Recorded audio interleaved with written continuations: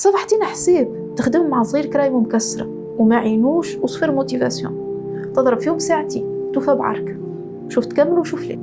كان ما رصدتلكش تخدم له فيهم في الاخر، تخدمهم مع صغير موتيفي تكملهم في نص ساعه. في ثقافتنا الموروثه الصغير اللي حاجه مش متربي. في التوصيات نتاع المنظمات العالميه يقول لك الصغير لازم في النهار على الاقل 60 دقيقه ساعه نشاط حركي. مهم راهو في تعديل السلوك بصفه عامه. ما تتوعدش وانت ماكش قد الوعيد، ما توعدش وانت ماكش قد الوعد. تقولوش نعاقبك وانت ماكش تعاقب باش ترخ في الاخر من اول دم، وما تقولوش باش نعطيك وانت ماكش باش تعطيه. اذا كان انت تحب تحفز صغير اللعبه العبها معاه او العبها قدام وتشوف كيفاش هو باش يتبع. الاولياء ولاو ياسر عندهم قلق من المستقبل، يعني راهو في الافاق قاعده تتسكر، راهو في الدنيا كما يقولوا قاعده تصعب، قاعده تغلى، قاعده ترشد. فيقول لك انا ودي كان ما يكونش من المتميزين، ما يكونش من اليليت، وش ياكل خبز نهار.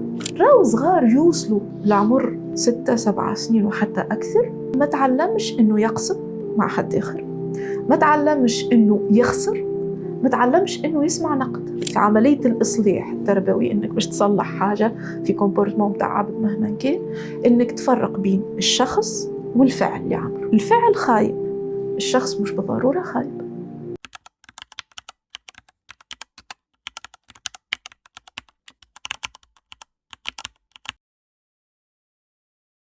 عسلامة، مرحبا بكم في حلقة جديدة من بودكاست شفاء مع وزير الصحة النفسية والشراكة مع ودنجاي. اليوم معنا مدام صفية الهيشري، نوروبسيكولوج كلينيسيان، باش تحكي على موضوع يمس كل بارون. احنا كل نعرفوا صغيراتنا نستنى فيهم يكبروا، اما نحبوا نفهموا أكثر اللي هم عندهم كيان، عندهم ذكاء عاطفي، ذكاء ذهني، أحاسيس ومشاعر وخيال، وهذا يتطلب إنه يتطور ونفهموا الذكاءات هذوما. ونحبوا نفهموا زادة أسكو اللعب مجرد وسيلة للتسلية وإلا هو وسيلة للتربية وتقوية المناعة ونحميهم من الهشاشة النفسية عند الأطفال. مرحبا بك مدام صفية، نورتنا. نحب نسمع منك أكثر ونعرف عندك اكسبرتيز نتاع 15 عام ما شاء الله. نسمع عليك أكثر وتعرفنا بروحك أكثر. يعيشك، نشكرك على الاستضافة. دونك أنا صفية الهيشري، أخصائية في علم النفس العصبي والسريري. دونك أنا نخدم في مركز نفسي بيداغوجي، مركز نفسي تربوي. نخدم في المركز هذا مدة توا 11-12 سنة. أنا زادة مدرسة عرضية في جامعة في كلية 9 أبريل، كلية العلوم الإنسانية والاجتماعية، وعندي شهادة من كلية الطب بتونس في العلاج المعرفي لا ريميدياسيون كوغنيتيف. ما شاء الله. اكسبرتيز حافلة ما شاء الله، رغم صغر سنك نحس عاملة برشا حاجات. باش نستنفوا منك اليوم وباش تعاوننا باش نفهموا أكثر عن الذكاءات. هات نفهموا مش معناتها الذكاء عند الطفل، وشنو ما أنواع الذكاءات المعترف بها ونجموا نخدموهم عند الصغيرات. وفي مرحلة أخرى نحب نفهم وش الفرق بين الذكاء العاطفي والذكاء الذهني وكيفاش نجموا نميزوا بيناتهم. هو مبدئيا أنت حتى كي تدخل تعمل بحث في كتب ولا في الانترنت ولا حاجة باش تلقى أكثر من تعريف للذكاء. أما الكلهم يصبوا في فكرة إنه الذكاء هو قدرة العبد على حل المسائل، حل المشاكل اللي تعترضه في الحياة. هوني ثم تعريف قديم برشا، يعني من أول القرن 20، أما يقعد ديما داكتواليتي وديما مهم نرجعوله، اللي هو تعريف جون بياجي للذكاء، اللي هو بكل بساطة ما برشا عمق زادة، هو قدرة العبد الإنسان على التأقلم والتكيف مع المحيط متاعه. قد ما الإنسان يوجد آليات ويوجد طرق وسبل باش يتأقلم مع الوضعية اللي هو فيها ويتأقلم مع المحيط متاعه، قد ما نجمو نعتبره اللي هو عنده ذكاء بطريقة معينة، معناها عنده نسبة معينة بتاع ذكاء. من بعد ثم مراحل تاريخية تعدى بها تعريف الذكاء. الذكاء من الأول كانوا يعتبروه عامل واحد، لو فاكتور جي نسميه فاكتور جينيرال، هو عامل عام. يعني كان باش نبسطوها الحكاية، ثم عبد ذكي وعبد مش ذكي. والذكاء حاجة برك، يعني تنجمش تكون ذكي في حاجة ومش ذكي في حاجة. نحكيو هوني على أول تعريف للذكاء اللي هي نسميوها لا تيوري دو فاكتور جي، اللي هي تغيرت برشا. أما مازالت شوية في اللاوعي المتوارث، اللاوعي العام، وكل برشا عباد مازالوا بطريقة ضمنية ولا بطريقة مباشرة يعتبروا اللي ثم الديكوتومي هذه يا هكا يا هكا، يا أبي ذاك. فوالا. من بعد الفكرة هذه تبنيت على تعريف معين للذكاء اللي هي الاندكسيون. شنو هي الاندكسيون؟ انك تستنتج، انك القدرة على انك تستنتج معلومات، انك تخرج باستنتاجات. به وكان مربوط العامل العام هذا الفاكتور جي مربوط بالذكاء المنطقي الرياضي. ذاك علاش في لي جينيراسيون تاع لي بارون تاعنا مثلا كان قبل ثم كيما كتاب فيه 1000 اكزرسيس اون ماتيماتيك، كانوا يعتبروا انه اللي كمل الكتاب هذاك هو ذكي، يعني هو فيه 1000 اكزرسيس تعمل. دونك المات سي المنطق والرياضيات هما اللي يحدوا الذكاء. دونك نوعية الذكاء هذا هي اللي كانت فالوريزي، وهي اللي كانت تقول اللي أو تحسم إذا كان العبد ذكي ولا مش ذكي. من بعد تطورت النظرية هذه ومشينا لتيوري بيفاكتوريال، يعني أننا نعتبر أنه ثم زوز عوامل أو زوز أنواع ذكاء، ثم الذكاء اللفظي وثم الذكاء غير اللفظي. دونك الذكاء اللفظي الانتيليجنس فيربال سميوها الانتيليجنس كريستاليزي. علاش كريستاليزي؟ خاطر تقعد مربوطة برشا بالمعلومات اللي نخزنوهم، فتقعد مخزنة في الذاكرة طويلة المدى، واللي هي مرتبطة بشنو عنا معلومات. من هون تجي فكرة الثقافة العامة، وذاك علاش حتى في الغوتريتمون يعملوا لي تيست متاع الثقافة العامة وكل يعتبروا اللي هذاك نوع من المقومات متاع إنسان ذكي وقادر على إنه يحل المشاكل اللي باش تعترض. وثم النوع الثاني متاع الذكاء سميوه الانتيليجنس فلويد، اللي هو يماهي الفكرة الأولى متاع الذكاء اللي هي الذكاء المنطق الرياضي، واللي ما يستحقش المعلومات اللفظية اللي باش نقروها. يعني لو كان نحطه في وضعية جديدة مهما كانت هو ينجم يخرج منها. فولا ثم نظرة ديكوتوميك، نظرة ثنائية للذكاء، ثم ذكاء لفظي وثم ذكاء غير لفظي اللي هو منطقي رياضي. ومازالوا يفكروا بنفس الفكرة، معناتها ذكية مش ذكية، وأما تقسمت نوعية الذكاء إلى زوز أنواع. فوالا. أما من بعد زادت تطورت. أما الديكوتومي هذه الأولانية بدأت تهيئ الفكرة الاضطرابات الخصوصية في التعلم. فثم ناس اللي عندهم ذكاء عام في المعدل، أما عندهم الذكاء اللفظي أقل برشا من الذكاء المنطقي الرياضي.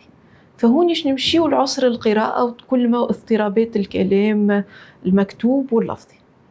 وإذا كان العكس ثم معدل ذكاء عام في المعدل متاع العمر هذاك، أما الذكاء اللفظي خير برشا من الذكاء العملي ولا الذكاء المنطقي الرياضي. فهونيش نمشيو لاضطرابات الرياضيات. دونك هوني عصر الحساب ديسكالكولي. دونك هوني ولا يمهد الفكرة انه ليه راهو ثم عباد ذكيين، ما ذكيين في المجمل، ما راهم عندهم عسر في ولا صعوبة في مجال معين. دونك فكرة ان نخرجوا من نظرية موحدة وشاملة للذكاء حلت الباب الأكثر تنوع وأقل جوجمون. دكتور. من بعد زادت تطورت النظريات حتى لنوصلنا النظرية اللي نعتمدوها توا، اللي هي نظرية الذكاءات المتعددة متاع غاردنر، اللي احنا نعتبروا لليوم انه ثم 8 انواع متاع ذكاء. ثم ناس يزيدوا يفصلوا حاجات وكل، ما اون فراك ثم 8 انواع متاع ذكاء. شنو 8 انواع متاع الذكاء هذوما؟ ثم الذكاء المنطقي الرياضي اللي نستحقوه في الحساب، من بعد باش نستحقوه ايفونتويلمون في الفيزيك، في البروغراماسيون. دونك هذايا الذكاء المنطقي الرياضي. ثم الذكاء اللفظي اللغوي اللي مهم برشا في التواصل بين الناس، مهم زاده في القرايه، على خاطر ديجا احنا في تونس نقولوا القرايه على لي زيتود، معناه جايه من قراءه. دونك قديش القراءه مهمه، خاطر تفهم شنو المطلوب منك، تفهم الكونسيني باش نجم توصل المعلومه. دونك تتلقى المعلومه صحيحه وتوصلها كامله.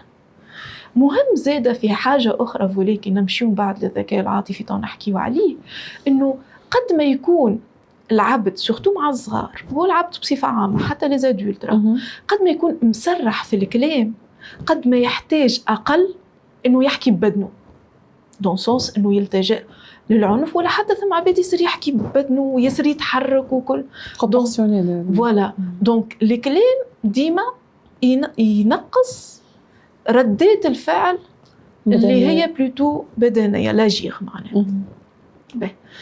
بعد زوز انواع الذكاء هذوما ثم الذكاء البصري الفضائي فيزيو سباسيال، واللي هو مهم برشا من الاول باش نكتسبوا مهاره الكتابه، باش ننظموا كالاسباس جرافيك اللي نخدموا عليه.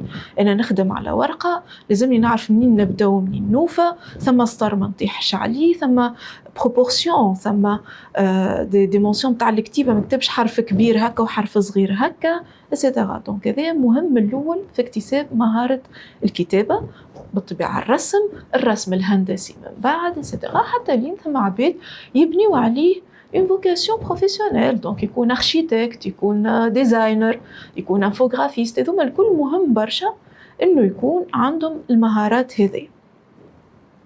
دونك النوع الذكاء الرابع، وهذوما ثلاثه الاولانيين هما ثلاثه انواع الذكاء اللي مربوطين بصفه مباشره بالعمليه التربويه، معناها بالبرامج الرسميه في الدراسه.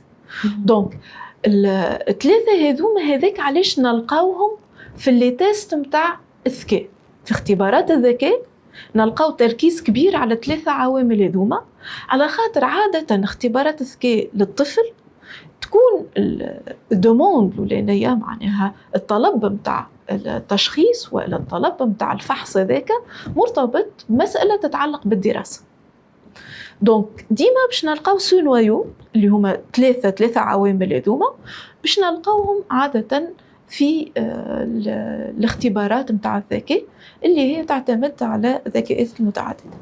من بعد ثم انواع اخرين نتاع الذكاء يتدخلوا بصوره غير مباشره في الدراسه، والا وللاسف نقول يكون عندهم تاثير ضعيف على الحاصل العام، على المعدل العام. يعني يمكن تتطور العقليه نهار انه يوليوا المواد الكل فرد ضارب عندهم اثر نفس الكويفيسيون. يعني ثم الذكاء الموسيقي، ثم الذكاء الناتوراليست، الذكاء البيئي ولا الذكاء الطبيعي.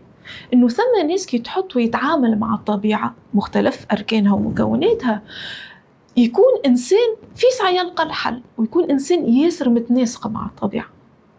دونك ثم ناس عندهم القابليه هذه انهم يتعاملوا مع الطبيعه، انهم يتعاملوا كسوا مع الحيوانات مثلا. ثم عبيد ينجم يكون عنده مشاكل كبيره، وصارت لي مره جاء انا ادوليسون يافع للكونسلتاسيون وكان عنده صعوبات في القرايه، فكانوا العائله معه هو ادوليسون وشويه عاكسهم هكا وكل، فكانوا يسر المساجات معني اللي قاعدين يتعديوا كانوا يسر سلبيين عليه هو. فهمت؟ ساعات يجيك بانو كانوا يشكي من ولده قدامه كي يبدا هو ادوليسون، تقلق برشا الحكايه في النفسيه نتاعو. واحنا نحكي اكتشفت اللي هو عنده قدره كبيره برشا انه يتواصل مع الحصان، وهو يعمل ديجا في الفروسيه، يعمل في الكيتاسيون وعنده سنين. ويقول لك داير بو وقتها قال لي كي تحطوا راهم على الحصان عبد يغر. هذا يتسمى نوع من انواع الذكاءات البيئيه يعني. فوالا.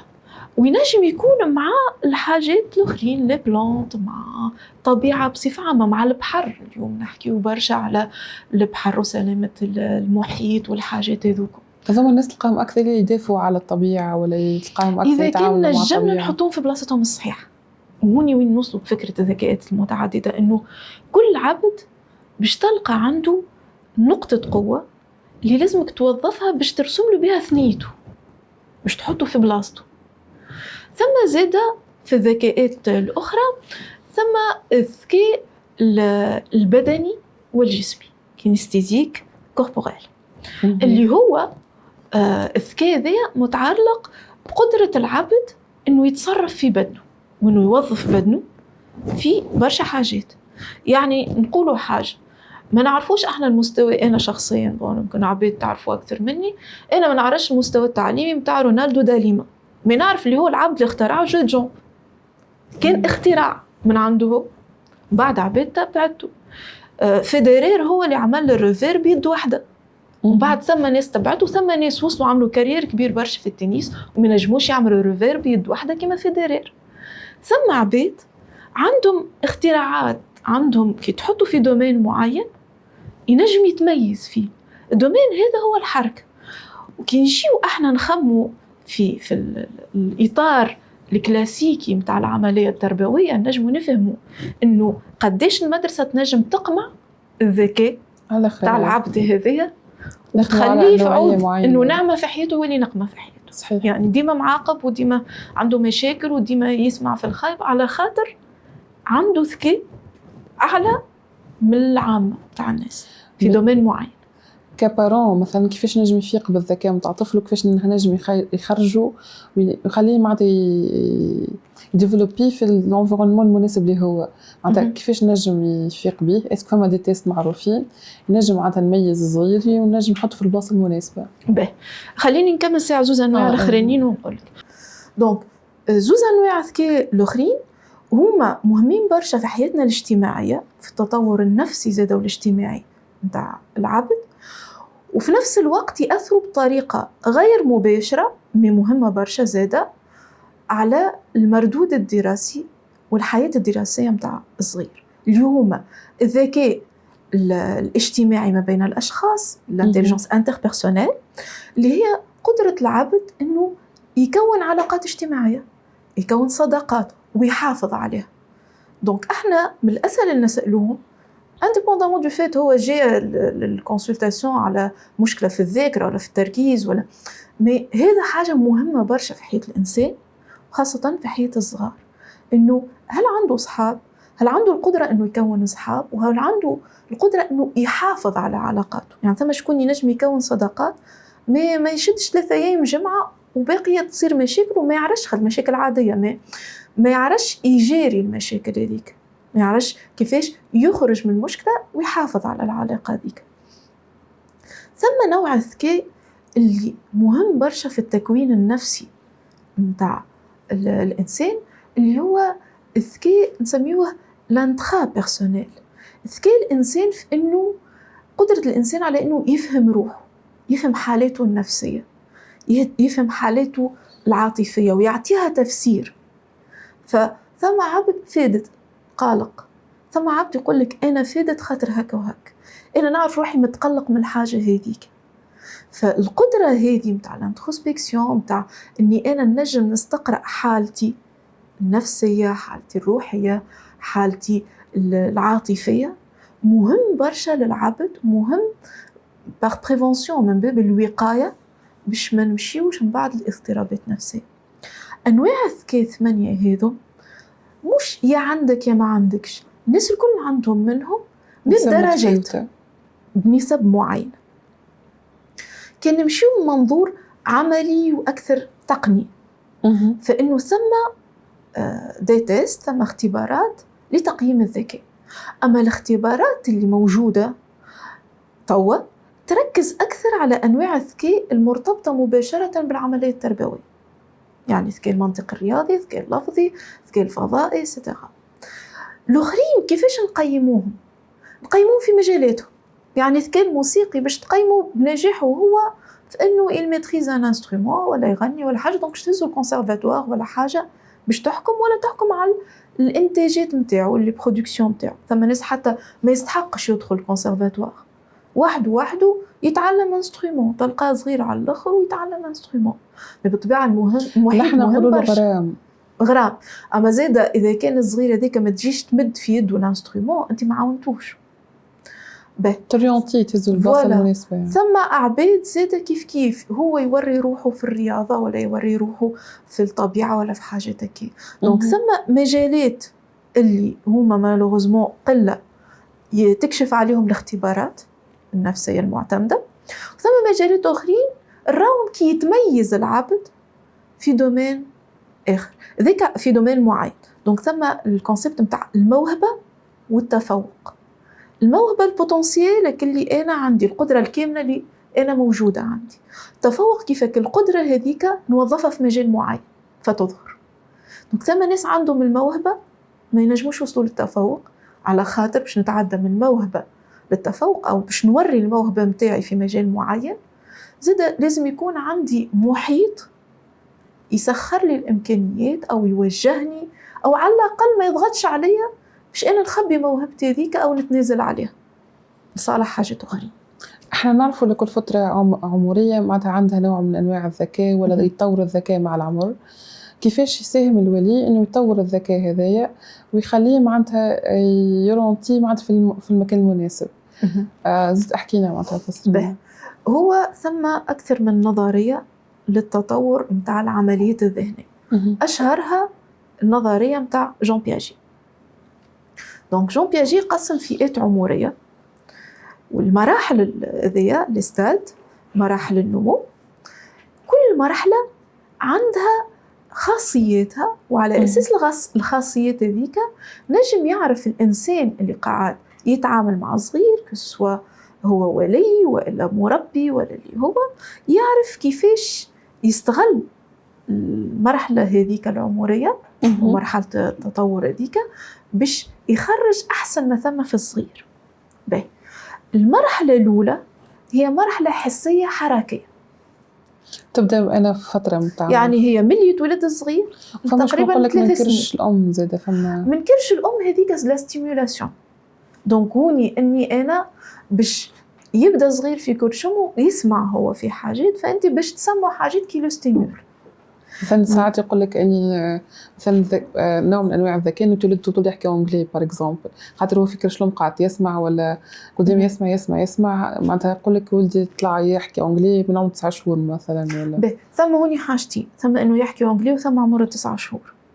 يعني ثم عباد هي لا بون خلينا من الحالات الخاصه. هي راهو كي نحكيو زاد على التطور والنمو راهم دي فورشيت. معناها ما نقولكش انا في 9 شهور ولا في 12 شهر، نقولك من الى. دونك ثم عباد كي سون بريكوس اللي هما عباد مبكرين، فتلقاه اكتسب المهاره نتاع الكلام ولا المشي ولا حاجه اكتسبها يا اما اول الفورشيت اللي نحطوها يا اما حتى قبل شوي. دونك هذا انسان بريكوس بكر باكتساب المهاره هذيك. انه يحكي انجلي هذيك انت كيفاش تحب المشروع نتاعك. الصغير هو مشروع، يعني انت كي تجي تعمل مشروع باش تعمل دراسه جدوى، باش تعمل دراسه للمشروع. الكراس الشروط مش مكتوب في الصغير، ما هو متوارث حسب الثقافات، حسب المحيط العائلي والاجتماعي. ايش معناها كراس الشروط؟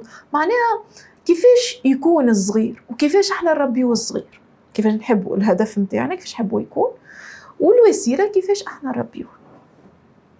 انت من الاول باش يكون عندك مشروع في مخك باش تجيب صغير، فالمشروع هذيك يتخدم له، ساعات تخدم له حتى كي تخدم على روحك حاجات قبل لا تجيب صغير. من بعد في فتره الحمل الام تدخل في علاقه ترابط روحي مع الصغير هذاك، فباش تبدا تتخيل في دي سيناريو، تخيل في سيناريوهات الصغير كيفاش يكون، كيفاش تحبه يكون، كيفاش تنتظر منه انه يكون. وهذا بالطبيعه الكل ماهيش حاجه عبطيه، يعني اعتباطيه، ماهيش حاجه هكاكا باش تجي على حسب تاريخ الام وتاريخ البو، الحاجات اللي تعدى بيهم والحاجات اللي نجم يعملهم، خاصه الحاجات اللي ما نجمش يعملهم. دونك فتره الحمل ثم حاجات اللي تتعامل معهم الام، حاجات باهيه وحاجات تنجم تكون مضره كما الستريس، كما المشاكل، كما الحزن إتسيتيرا، اللي تنجم تاثر على الصغير.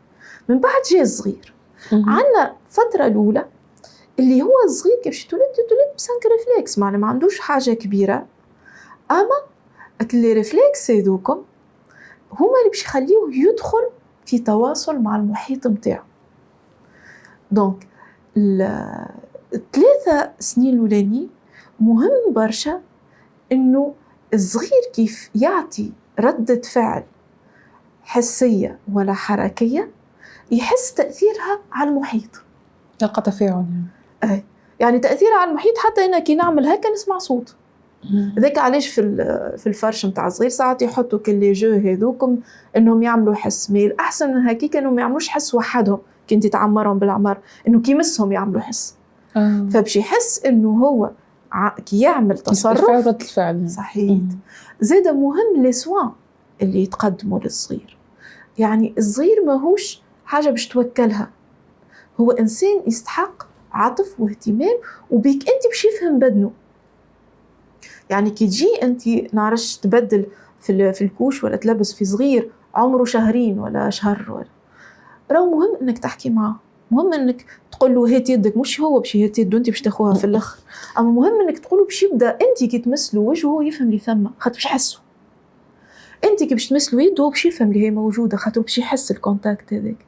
دونك انت بشويه بشويه باش تبدا تحسس فيه ببدنه، وتحسس فيه بأنه بدنه عنده تأثير على المحيط. وكالتأثير هذاك بشوية بشوية باش يخليه يربط السبب بالنتيجة. في المرحلة العمرية هذه مهم برشا أولا جودة الرعاية، كاليتي دي سوان.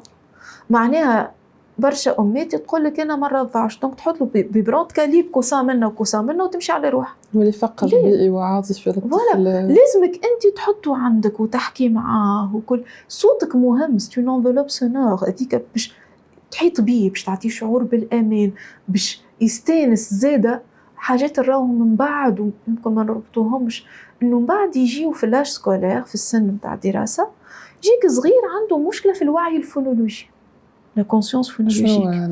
يعني إنه يميز الأصوات متاع اللغة، إنه يميز حتى الوقت. اللغة العربية مش كما للانجلاتين فيها وقت، فيها المد. أغلب الصغار طبعا عندهم مشاكل مع المد. المد هو ريتم، دونك إنك من الأول تحكي معاه يستانس بالأصوات هذيك. ثم عبد نعتبره، أنت حكيت قبيل على واحد يحكي طول بالانجلي ولا بالفرنسي ولا حاجة. في الفرنسي ثم الإس اللي هي حاجة تجي كي نقولوا سا، حاجة تجي بين السي والصا في العربية. ثم صغار من الأول استانس إنه يسمع كان الفرنسي ليشان فرنسيز إتسيتيرا، فالوعي الفونولوجي متاعو باش يكون مرتبط باللغة هذيك. كي من بعد تحط له أنت في مدرسة تونسية باش يجي يقرأ اللغة العربية، عنده كالسي كالصا، فيجي من بعد هو في الإملاء ولا في القراءة ما يميزش السين من الصاد. علاش؟ خاطر الوعي الفونولوجي من الأول ما تخدمش على اللغة هذيك، فهمت؟ دونك إنه هو يسمع الكلام. الصغير من الأول يقعد يخزن. ثم برشا حاجات في الموروث الثقافي وكل متاع التوانسة، إنه يقولك تشوفهم منه هو صغير، مو هو مازال ما يجاوبكش وما يرجعلكش الكلمة، صخايب انتو إنه هو ما عندوش. الصغير يخزن يخزن يخزن، بعد يجي عمر في 4-5 سنين يترشق، معناه يطلع من نعرفش أنا يميتريز 300 كلمة ينجم يطلع 5000 كلمة. وينهم هذوك متعلمهم في الجامعة هذيك؟ لا، هو يخزن فيهم. دونك أنت عبارة قاعد تعبي في مخزن، عبي سواء فكري ولا ذهني ولا عاطفي، أنت تعبي فيه مش هو من بعد كي يبدأ في آخرك الترانش متاع 0-3 سنين، في العامين عام ونص وكل، يبدأ يرجع لك في كلام ومشي وكله حركة، يبدأ يخرج الشيء اللي خاصه. حاجة أخرى، ثم الصغير اللي يبدأ يبدل الخطوة ولا حتى قبلك يبدأ يحبط. ثم دي بارون يتفاجئوا. علاش؟ خاطر شو اللي بربش دونك باش يولي هاو طيح حاجة هاو كسر كسوة، يخافوا عليه هو. يقولك طيح شي حاجة باللار على روحه وإلا زاد يخافوا على الديكور والموجود وكل ما هو ذاك. دونك هوني مهم برشا، مهم برشا انك انت تحمي المحيط، مش تحده، مش تليميتيه. ايش معناه؟ معناه ما تخليش الصغير يعيش في انفيرونمون بارد وفارغ. ماريا مونتيسوري تقول الصغير هو اكسبيريمونتاتور صغير، هو مكتشف صغير ولا عالم صغير. انت جيب عالم مهما كان بوتنسيال وحطه في لابوراتوار سقف وقع، ما عندنا نجم يقدم. انت خلي له حاجات في الانفيرونمون تاعو اللي تخليه تجي الكوريوز خاطر صغير الكوريوزيتي عنده موجوده. انت ضد معناتها انه يربطوا الصغير ولا يخليوه في كوان بالطبيعة. وبعيد معناتها باش مكسرليش باش ما يلعبليش؟ حكيت اني نحطه في كوان صغير سما عباد تستعمل البارك وكل طو انت تنجم تحط بارك وتحطوا ستيمولون طو ولا يعمل دي اسباس اكبر من البارك انك تحط دي ماتلا مي في زون اكبر شويه يعني تنجم الصالون نتاعك تقول انت باش ما يتحركش برشا باي نجم يكون اسباس كبير شويه وتحطوا سيكوريزي دوروا دي ماتلا دوروا بحاجات اللي انتي شوك. هو يقول لك معناتها تو يخاف يجي من الضيوف ويشوفوا الدار مسخه ولا الدار داخله بعضها كل شيء. يقول لك معناتها باش تشوف الدار معناتها سويه والناس معناتها فيها سويه ولبسنا عليهم تدخل تلقاها خامجه. هذيك معناتها الصغار قاعدين معناتها ينمو في نمو عاطفي وسليم بون تنجم تكون خايضه اكثر منه خاطر تخاف على معناتها يخموا ياسر في نظره الناس اللي هما وكان جاي ضيف وكان ما جاش ما يخموش في صغيرهم الا مستقبله معناتها مستقبله كامل بالنسبه لي. معناتها لا ريجيديتي دو لونفيرونمون ما لازمش لونفيرونمون يكون ريجيد. ثم مشكله اليوم شنو اللي يصير انه يجي يلعبك اللعبه سورتو تو ثم حاجات نفهموها ونتفهموها عند لي بارون.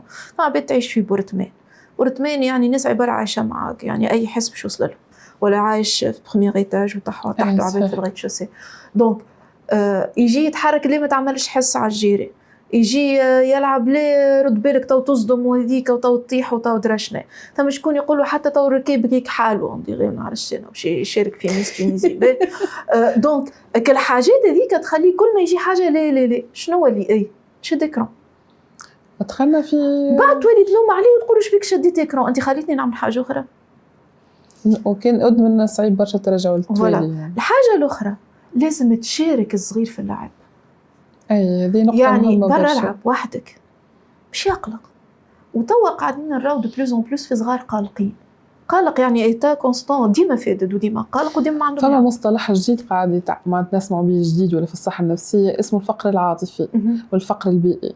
انه الصغير معناتها ولا عنده اتاشمون كبير بالليزيكرون والجو الكترونيك وما عندوش معناتها علاقه سويه ولا معناتها اتاشمون كبير باللي بارون. معناتها انت تحكي على الموضوع هذا بالذات ولا هو راهو الكونسيبت تاع لي كارونس افيكتيف قديم مش جديد. لي كارونس افيكتيف فيهم انواع الفقر العاطفي او النقص في العاطفه وراو فيهم حاجات اكستريم كيما سندروم دوسبيتاليزم اللي يجي للصغار اللي ما لقاوش معناه اللي يعيشوا في دي انستيتيوشن في مؤسسات واللي ما يلقاوش رعايه بيرسوناليزي رعايه بذمتهم وهوني ينجم ياثر حتى على حياته. ثم دي كارونس اللي هما كاليتاتيف نسميوهم دونك هما ما همش كميه ما كيفيه يعني موجوده الرعايه دون سونس ثم شكون يوكله وينظف له وكل اما جوده الرعايه مش باهي. هذه تتاثر ببرشا حاجات قبل كانت تتاثر بحاجات اكثر باثولوجيك مرضيه كيما مثلا انه ثم امات يعملوا ديبرسيون بوست بارتوم دونك بعد الولاده يعملوا حاله اكتئاب ولا حتى حالات نتاع فصام ولا حاجه هيك.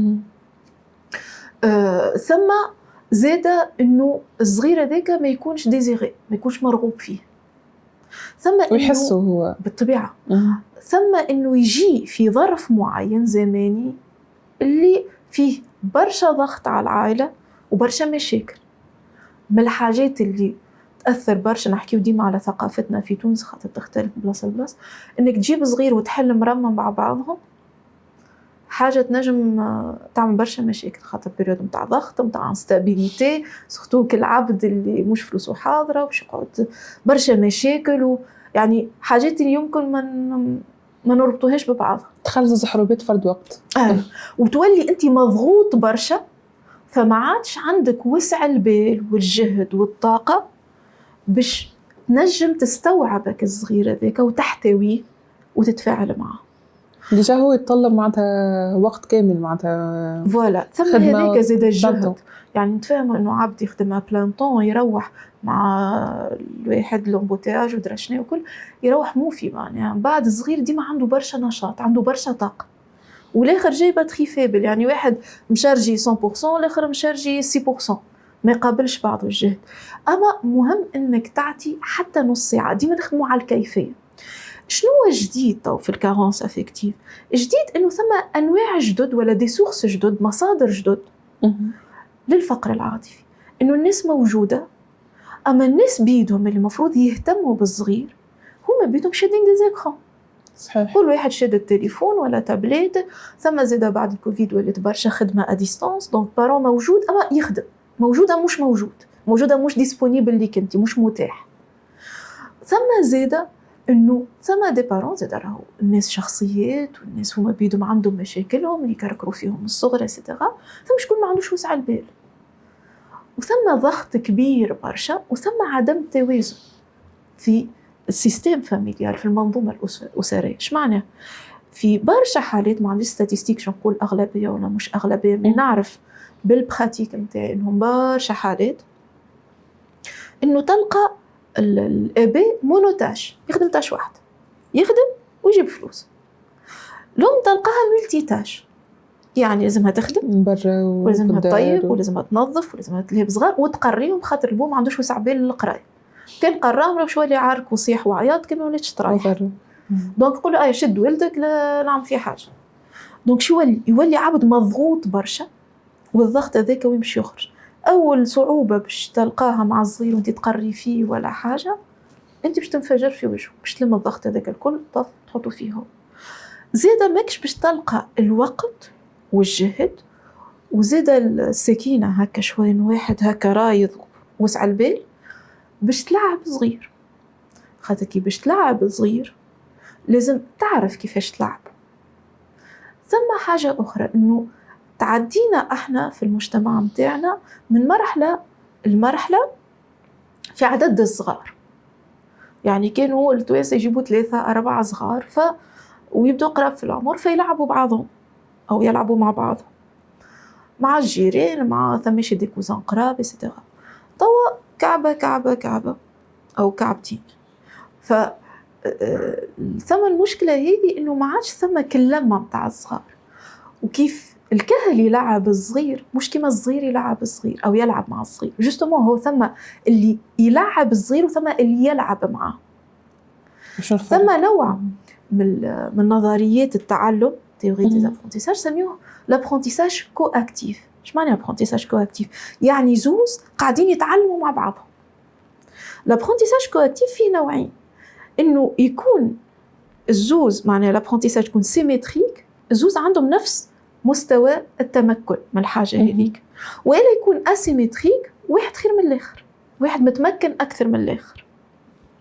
باهي انا كي يلعب ادولت مع صغير احنا دومبلي في حاجه اسيمتريك، انا متمكن اكثر منه.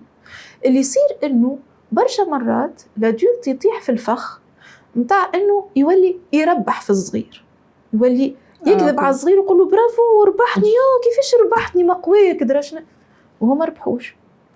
فالصغير العابد كيفاش يتعلم؟ كما في السبور، انت باش تعلمه ينقز هوني باش يطلع الباغ شويه باش يولي ينقز اكثر، باش يطلع الباغ. كان هو ينجم ينقز هوني، انت تحط له الباغ هوني وتقول له برافو اشاك فوا ما تطلعش الباغ بالكل، يقدم مش يقدم. باغ كونطخ كي تحط صغار انداد مع بعضهم كيت هذا يحب يربح وهذا يحب يربح، وزوز صغار وزوز كيف بعض، باش يعمل مستحيل. فالمنافسه جوستومون اللي بيناتهم هي اللي باش تخلي كل واحد ينزل على روحه، يعطي احسن ما عنده، وباش يخليهم يتعلموا من بعضهم. دونك كيف يلعب ادولت مع صغير ما لازمش يغلطوا وما لازمش يعجزوا، هذو من الحاجتين الخايبين. ثم ادولت واحنا عندنا ساعات ثم عبيد عندهم في ثقافتهم بتاتر في طبيعتهم عندهم الدك على الصغار، شيء صغير يخرجوا من عقله، وبعد كان هو رد الفعل يولي مش متربي، دونك يجي يبدا يتكك عليه، هو تفدلكم على الصغار هكاك، وهذا حاجه منتشره. صحيح.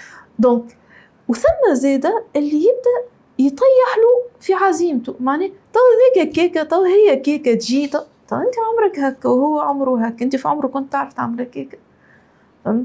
وثم الاكستريم الاخر انه اللي يعملوا صغير يعملوا انبهار ديسبروبورسيونيل، اي عادي معناه اللي عملوا شفت من درشني، وذاك يتعدى للصغير.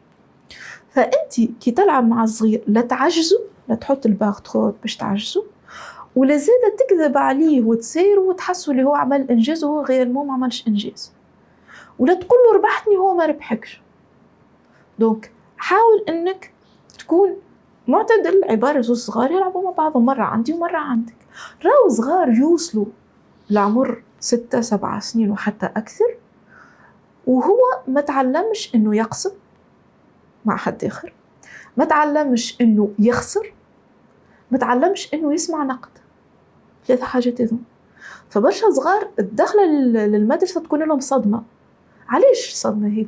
خاطر هو اللي المفروض يعملوا، ما تكونش تستنى المدرسه اللعب اللي باش تلعبهم في الدار يكونوا علموك 3 حاجات هذوما. يعلموك تقسم، تستنى دورك. تقسم يعني تقسم الوقت وتقسم الاشياء وتقسم الجهد. 3 حاجات. يعني نقسم الوقت دون سونس احنا عندنا ساعه باش نلعب، انا راني باش نستعمل الحاجه ذيك نص ساعه وانت نص ساعه. عندنا بسكليت واحده، انا باش نلعب نص ساعه انت تلعب نص ساعه. اتور دو غور. دونك ثم دي جو حتى بساط باش نلعبوا مونوبولي ولا حاجه، تستنى دورك. انت لعبت خلي غيرك يلعب، مش ديما انت تلعب. ثم زاد فكره انه يتقبل انه ما ربحش مره، راني ربحت تو انت باش تربح. عنده نرجسيه شويه وليغو. فوالا هو الناس كل عندها نرجسيه، مش واحد يدور بلاش نارسيسيزم. اما يولي عنده بالعكس كالشرخ كالجرح في النرجسيه نتاعو، وانه ما يتحمل شيء معناه يمس. الحاجه الثالثه انه يتعلم يقبل النقد. يعني راهو، وهذه مهمه برشا في قواعد الروح الرياضيه نقولوا احنا بصفه عامه ودولا معناها حتى من الروح الرياضيه. شوف، لازم حاجه قاعده مهمه برشا في التربيه وفي انك تصلح بصفه عامه، انك تفرق بين الحاجه الغلطه والعبد اللي عملها. يعني حتى وانت تعاقب في صغيرك لازم تقول طريقه اكسبليسيت، طريقه واضحه اللي انت تحبه اما ما تغشش عليه. ثم فرق بين العاطفه لافيكت وبين الانفعال ليموسيون. انا ما تغشش عليك خاطر هكا وتفسر، ديما تفسر. مش هو زاد يتعلم نهار اخر كي يتغشش يفسر، مداش يهزو يرمي. وثم لازم يفهم اللي هو باهي اما اللي عمله خايب، مش هو الخايب. فرق في المشاعر. لا احنا في كلامنا عنا كيف واحد يعمل حاجه ساعات تقولوا مخي بك، يفهم على روحه. دونك هو لازم ديما في التربيه بصفه عامه، في عمليه الاصلاح التربوي، انك باش تصلح حاجه في كومبورتمون تاع عبد مهما كان، انك تفرق بين الشخص والفعل اللي عمله. الفعل خايب، الشخص مش بالضروره خايب.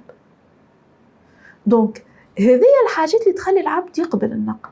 خاطر توجع برشا انك تجي تقول العبد راك خايب، يبقى بروجتي سا عليك انت، باش يرجعوا عليك، باش يسقطوا عليك الشيء هذاك، باش يقول لك انت هو الخايب. اوكي، دونك باغ كونتر كي تقولوا الحاجه خايبه، الحاجه نصلحوها نبدلوها ولا حتى نستغنيو عليها. شفت هذا الكل ينجم يتعدى في لعب. يعني واحنا نلعب، وذيك علاش مهم برشا لي جو دو فامي. يعني انها تتلم العائله لو كان حتى مره في الجمعه على لعبه، نتلموا ونلعبوا لعبه. اللعبه هذه تكون تكون تلم العائله، واللعبه ديما ثم لو جو اللي نلعبوا فيه، وثم الكونفرساسيون اوتور دو جو، ثم النقاش والحوار اللي باش يصير وقت اللعب. نلعبوا ساكتين، نلعبوا احنا نحكيو ونفدلكوا ونجبدوا في بعضنا ودرشنية وكل. فهذا الكل مهم في التكوين الذهني والعاطفي والاجتماعي متاع الصغير. دونك كيف يبدا الصغير يلعب في نفس نوع الالعاب، او ماهوش يلعب وديما لونفيرونمون نتاعو هكا معناها نوتر وماهوش ستيمولون ومونوتون وكل، وقتها هو ياما باش يتلجأ للإكران. خاطر الإكران ديما حاجه تتبدل، وديما ثم ديفي، وديما ثم فالوريزاسيون. انت كي ما تعطيش القيمه لولدك تاخذ بصفه ضمنيه نتاعي، ما هو لازم يعمل هكاك. وتعلمت تشجع ولدك كي باش يجي التشجيع من اي عبد، كان واقعي عبد حقيقي ولا افتراضي، راهو باش يمشيلو بافيديتي كبيره، باش يمشيلو بجوع كبير، تعطش كبير نتاع بي نعمل لك اللي تحب وقول لي الكلمه هذيك. فهمت؟ يعني نعمل لك اللي تحب وقول لي الكلمه هذيك. شفنا برشا ديكا نتاع تنمر، وبرشا معناتها صغار يتحوا فيك معناتها ضحايا نتاع ناس نارسيسيك ولا ناس توكسيك هو قبلنا نوصلوا للحالات هذوما اكستريم ومرضيه. ما حد في المدارس فوالا معناتها لا الصغار يتيحوا في الحالات هذوما. يعني ايوه ينجم يكون، ما معناها حتى نبعدوا. ايوه نعطيك لهم جوستومون ثم صغار يهزوا لعب نتاعهم يعطيوهم للصغار الاخرين باش يلعبوا معاهم. يعني يشري عباره يشري فيه. ثم زيدا كان نحبوا نفهموا شويه كيفاش لي جو فيديو يجبدوا الصغار، انه يحط له دي بتي اوبجيكتيف وفي ساعتين الريكومبونس. يبدا يجري ويلم في حاجات، ياكل في حاجات، تخرج له برافو صحي 300 500 درجه لميت. فهو طول قاعد ياخذ في الريكومبونس. فاحنا عندنا سيستم دو ريكومبونس في المخ، ديما ستيمولي فلي زاتونت نتاعو تبدا عاليه، ياخذ دوبامين من السورس الغلطه فوالا، وبطريقه انها فجرت بعضها مسترسله، بطريقه تمشي وهذا وتزيد يخلق الادمان نسوي، وده يخلق ادمان. فالمفروض ان احنا طريقه اكثر اعتدال نعطيه لريكومبونس، دونك نفسره. وحتى وثم حاجه اخرى، ثم ان ديما اللعب نربطوه بالتنافس، اما راهو اللعب زاد فيه تشارك وفيه تعاون. يعني مش ديما الهدف متاع اللعبه شكون يربح، ثم برشا العاب نربح بكلنا، يعني بكلنا عنا هدف ونلعبوا عليه، دونك عنا هدف نوصلوا مع بعضنا. الالعاب هذه مفقوده برشا، يعني اكثر الالعاب حتى راهو كي تمشي لرياض الاطفال الروضات والحاجات هذوك، غير كو ثم فيديو ا مومون دارت برشا في المواقع الاجتماعيه التواصل الاجتماعي نتاع لي جابوني كيفاش يلعبوا لعبه الكريسي المعروفه هذيك يعني احنا لعبه الكريسي تلقى صغار توصل تضرب بعضها باش تاخذ الكرسي، دونك يبداو يجريوا ويدازوا كل باش انت تاخذ كرسي وصاحبك يقعد على شيره. هو بالعكس، هم يلعبوا باش الناس الكل تقعد. دونك ثم العاب تنافسيه، والمنافسه راهي مهمه، معناها مهم انه تكون ثم منافسه، ديما المنافسه تعلي القدرات. اما زاده ثم العاب تشاركيه، ثم العاب تعاونيه، ثم انك تعاون عبد. اما ممكن انت عندنا اكسبيريونس تجربه نتاع رياضه ملائمه نتاع سبور ادابتي، من الحاجات اللي تنجم تجربها انك تعاون عبد ناقص فونكسيون، ناقص وظيفه معينه في بدنه باش يوصل يحقق الهدف اللي تتحققه من غير لا تتعب او تتعب اقل. وتشوف صعب هالحكايه، من بعد فيها كميه من الرضا عن نفسه وفرحه وكل كبيره برشا. احنا في المجموعه كان عندنا طفل مالفويون، دونك طفل عنده قصور في البصر، فالمفروض ما كانش يلعب لعب كيما الباسكيت ولا حاجه هكا. ففي وقت معين بدينا نحطوه كي تخرج الكره وهو يرجع، معناه باش يلعب كيتوش في الفوت، معناه في الباسكيت باش يرجع الغميز لبال. فكان لازم هو باش يرجع لازم هما بالاصوات نتاعهم يعقل اصحابه. فكان انه لو فيت انه يوصل يعدي باس صحيحه كنت فرح الناس الكل حتى لو اللي يلعبوا ضده. فمهم برشا انك توصل الحاجات هذوما، وهذوما راهم العباد المختلفين اللي عندهم احتياجات خصوصيه. الناس في الموروث الثقافي نتاعنا ديما نرجع كي راهم انا durant des années كنت نخرج صغار عندهم احتياجات خصوصيه، نخرجوا كالناس، ناخذ مترو، ناخذ تران، ناخذ تاكسي سيتيرا، وندوروا في الدنيا عادي. فتشوف رياكسيون تاع توانسه ديما اللطف، ديما هاك فجعه، يتفجع كي راه الحاجه هذيك. علاش؟ شنو اللي يصير في مخ العبد؟ يصير انه يقول مشيش انا نهار نولي كيك، ولا مشيش ولدي نهار يولي كيك. فديما لازم يوري الفرق، يوري لي انا مش كيفه، حتى بحاجه تظهر جونتي، جونغ يجي يقعد في كرسيه وهو يقول له انا ما نحبش نقعد، يقول له ليه اقعد في كرسيه نتاع انت راك انت ماكش نورمال تقعد، انا نورمال نقف، نجم نقف، انت ما تنجمش. فهمت؟ اللي يصير انه احنا ديما عندنا رياكسيون تاع ايفيتمون، تاع ان نهربوا من الحاجه هذيك. باغ كونطخ كيف صغارنا من الاول في العاب معينه نعلموهم يقبلوا العباد المختلفين بطريقه واضحه برشا، فهم باش يقبلوا في رواحهم الحاجات الصغار مش الناقصه، يقبلوا النقائص الصغيره اللي فيهم.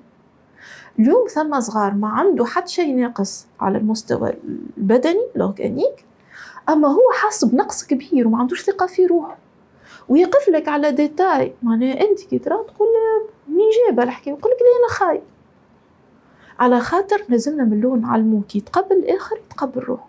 وهوني الدور نتاع لي بارون من الاول، اني انا كيف نجي نبدا من الدار قبل لا نوصل زاد ثم رياض الاطفال، خاطر صغار ولات تخرج بكري، راهي للكريش عامين ونص وعامين و3 سنين. دونك مهم برشا ان نبداو نحكيو من الاول على لي ايموسيون. ال3 سنين الاولانيين هذوكم راهم مهمين برشا.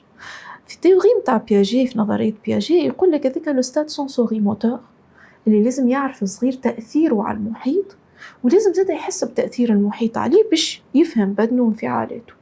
ثم تيوريسيان آخر اسمه ألان، اللي هو عنده تيوري تدخل تربط بين النمو الذهني، النمو الإيموسيونيل العاطفي، والتطور الاجتماعي بتاع الصغير، ويقول لك هذو الثلاثة مربوطين ببعضهم. في 3 سنين الأولانيين كيف بياجي يسميه استاد سونسوري موتور، دونك الحسي الحركي والاندفاعي الامبولسيف. ويقول لك ولا شنو يقول لك راهو الصغير الانفعالات نتاعو ماهيش جوست ردة فعل، هي طريقة يتواصل بها. يعني تصور انت تحكي مع عبد، تحكي هو مش يفهم فيك، مش يجاوب فيك، اما ما عادش تحكي، قد ماكش تحكي باش تحس فرستراسيون، باش تفد، باش تضغط، باش تتقلق. فالصغير اول ما يجي للدنيا مازال ما عندوش الكلام، مازال ما عندوش الحركه باش يمشي يوريك الحاجه، هو باش يبدا بانفعالات، بالفرح، بالحزن، بالبكاء، بالعياط، والا بالضحكه، والا جست بالحاله متاع الاستقرار والراحه وكل. فالانفعالات هذيك هي باش تكون اول كانال دو كومونيكاسيون، هي باش تكون اول طريقه للتواصل مع المحيط متاعو. قد ما المحيط يكون مستجيب، قد ما هو يولي يعرف يعدل الانفعالات متاعو باش يأثر في المحيط بطريقة ملائمة. في المرحلة هذه مهم برشا انهم لي بارون ينوعوا الاستيمولاسيون، يعني يمس اكثر من تكستور، اكثر من ملمس، اكثر من حاجة، انه يشوف برشا حاجات. قبيله جبنا على حكايه البارك والا اللي يحصر اون زون، توا كي تشوف حتى في بلدان اخرين ولا ثم افكار متداوله وكل على لي ريزو سوسيو، تشوف قداش انت تعمل له ان كوان، نحاولوا نكبروا فيه قد ما نجموا، اون لو سيكوريز بالطبيعه، لازم ما يكونش فيه خطر على الصغير، بنكبروا فيه قد ما نجموا ونحطوا له فيه اكثر ما يمكن دي ستيمولاسيون. اللعب هذوما ساعات يجيبوا له لعب ماهمش نتاع عمره، او لعب ماهيش باش تعاونوا معناه. ثم لعب احنا نعرفوا الشقشقه مثلا، ديما نحطوا له حاجات شقشقه باش يسمع اصوات، والا كي اللي يبداو كيما لورق ونزل جاتو صوت نار حصان، جا صوت قطوس، درا شنو حاجات هكاك. مي ثم زاد لي تكستور، ثم حاجات بيرسيبتيف، الالوان، الاشكال، هذاك الكل مهم انه يتعامل. فماش نصائح معناتها معروفه معناتها في اللعب مثلا الوان معينه، اسكو لازم معناتها تكستور مثلا اون بوا كها ولا لازم بلاستيك ولا معناها لازم لي تكستور الاخرين مثلا برشا حاجات لازم ينوع لي تكستور، يكتشف. تو احنا عندنا مشكل ما عادش نمسوا برشا التراب الصغار، قبل كانوا يلعبوا برشا بالتراب، توا ولاو فيو الاركيتكتور اللي تبدلت نتاع الديار وزاده خاطر ولينا الناس نستحفظوا على الحوايج، اما ما عادش يمسوا برشا التراب.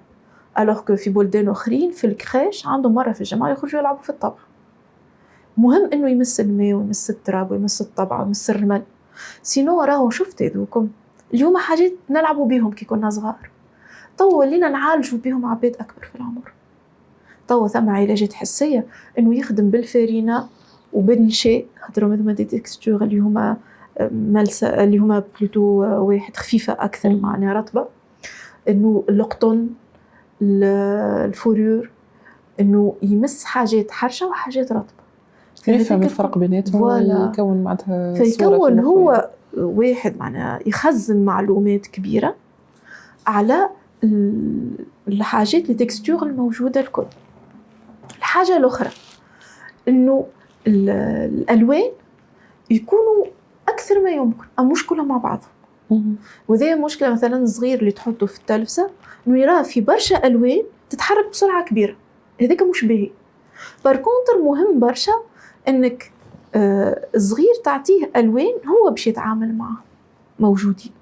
ومهم تو مونتيسوري عندك اللي جو اللي فيهم تدرج متاع اللون، يعني ناخذوا الازرق ونحطوا التدرجات متاعه الكل، ناخذوا الفيولي ونحطوا التدرجات متاعه الكل. مهم انه يتعامل مع البانتور.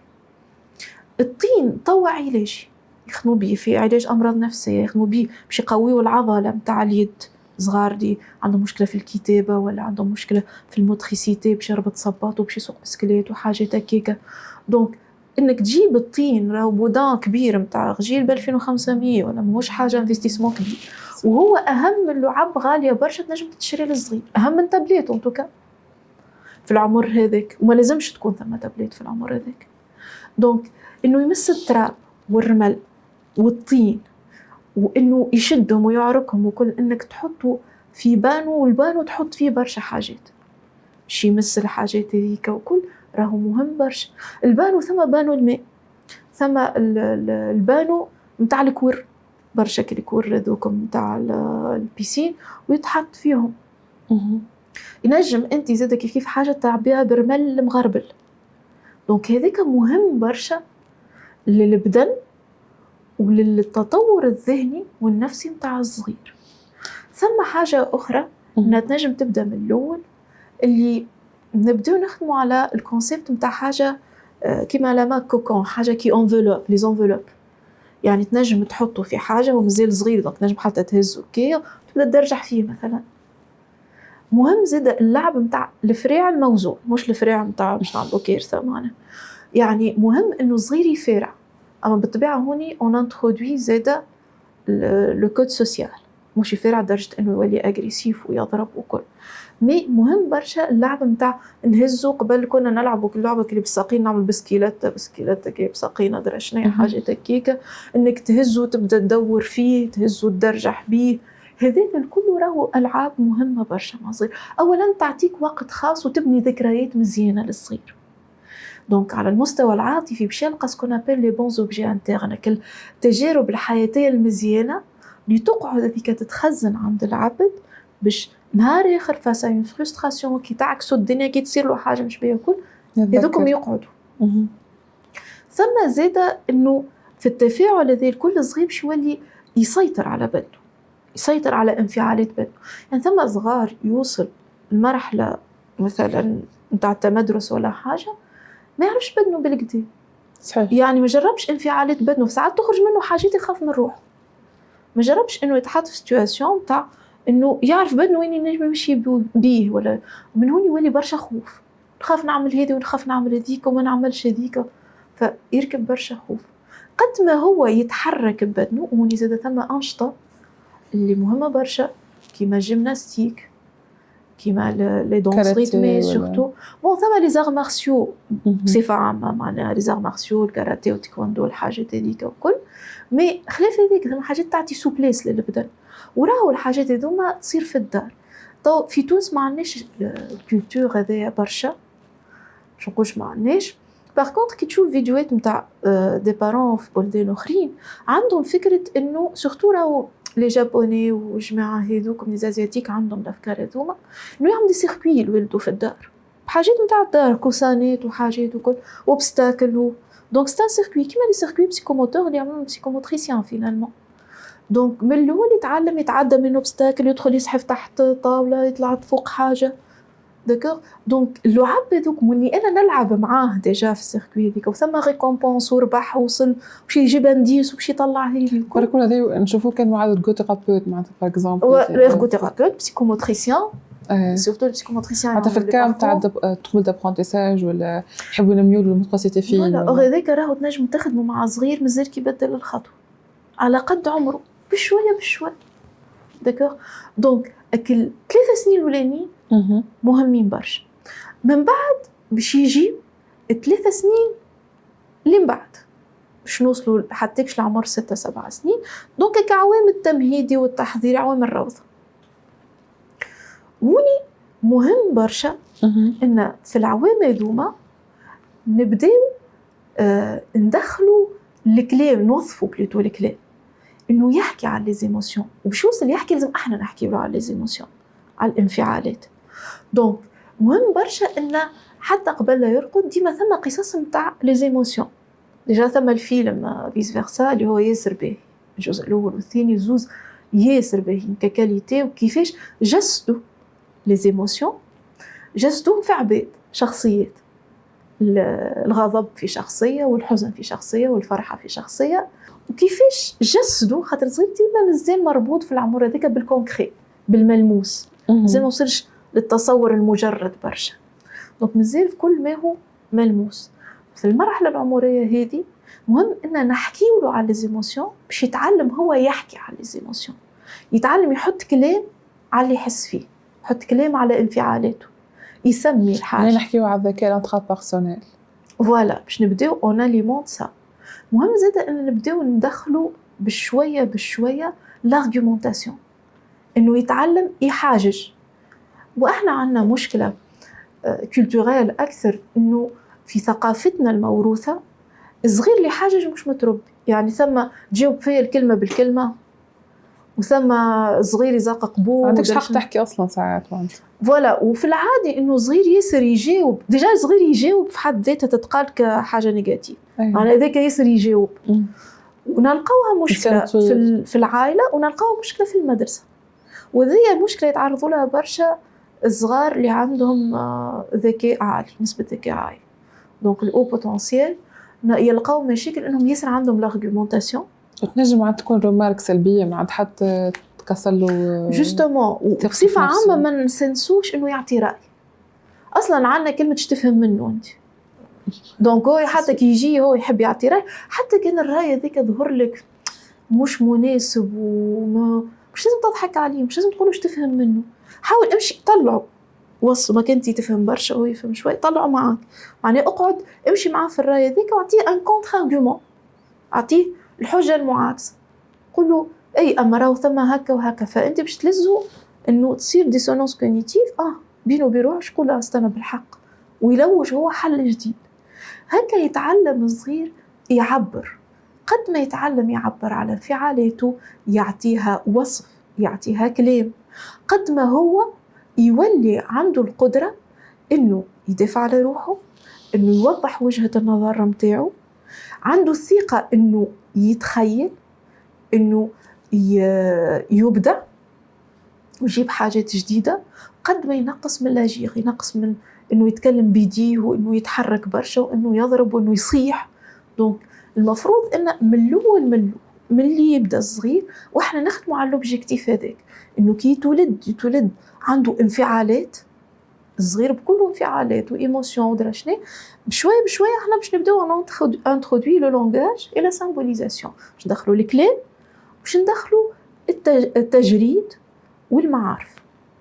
دونك هكاكا نهزو صغير بالتدريج. كيف باش يوصل الصغير للاج سكولير، يوصل ل6-7 سنين، العمر هذا، وهذا دور المدرسة، زوز أدوار الكبار متاع المدرسة، العمر هذاك باش يبدأ يتعلم بشوية بشوية الريزونمون لوجيك، دونك التفكير المنطقي. والحاجة الثانية باش يبدأ يتعلم الكود سوسيال، دونك هوني باش يتعلم الميثاق الاجتماعي، كيفاش نتصرف. المدرسة قبل لا تكون تقري قراءة ورسم وكتابة ودرا شنيا، المدرسة هي بلاصة نمشيو لها في وقت معين، نقعدوا في بلاصة معينة. برشا صغار الكونسولت خاطر الحاجتين هذو ما نجمش يتعلمهم فاسيلمون، جاوه صعب، جا صعيب انه يقعد في بلاصة معينة في وقت معين. دونك المدرسة هي إطار قبل كل شيء، قبل لا يكون محتوى تعليمي، هي إطار للتعارف بين الصغار. إنه العبد راهو وراوها في المدرسة، وراوها سورتو بعد في الكوليج والليسي. كتمشي تسأل أغلب لي كوليجيان والليسيان تلقاهم ماشيين باش يشوف صحابه، مش ماشي باش يقرا. الموتيفاسيون الأولى تاع ليسيان ولا كوليجيان إنه ماشي يشوف صحابه.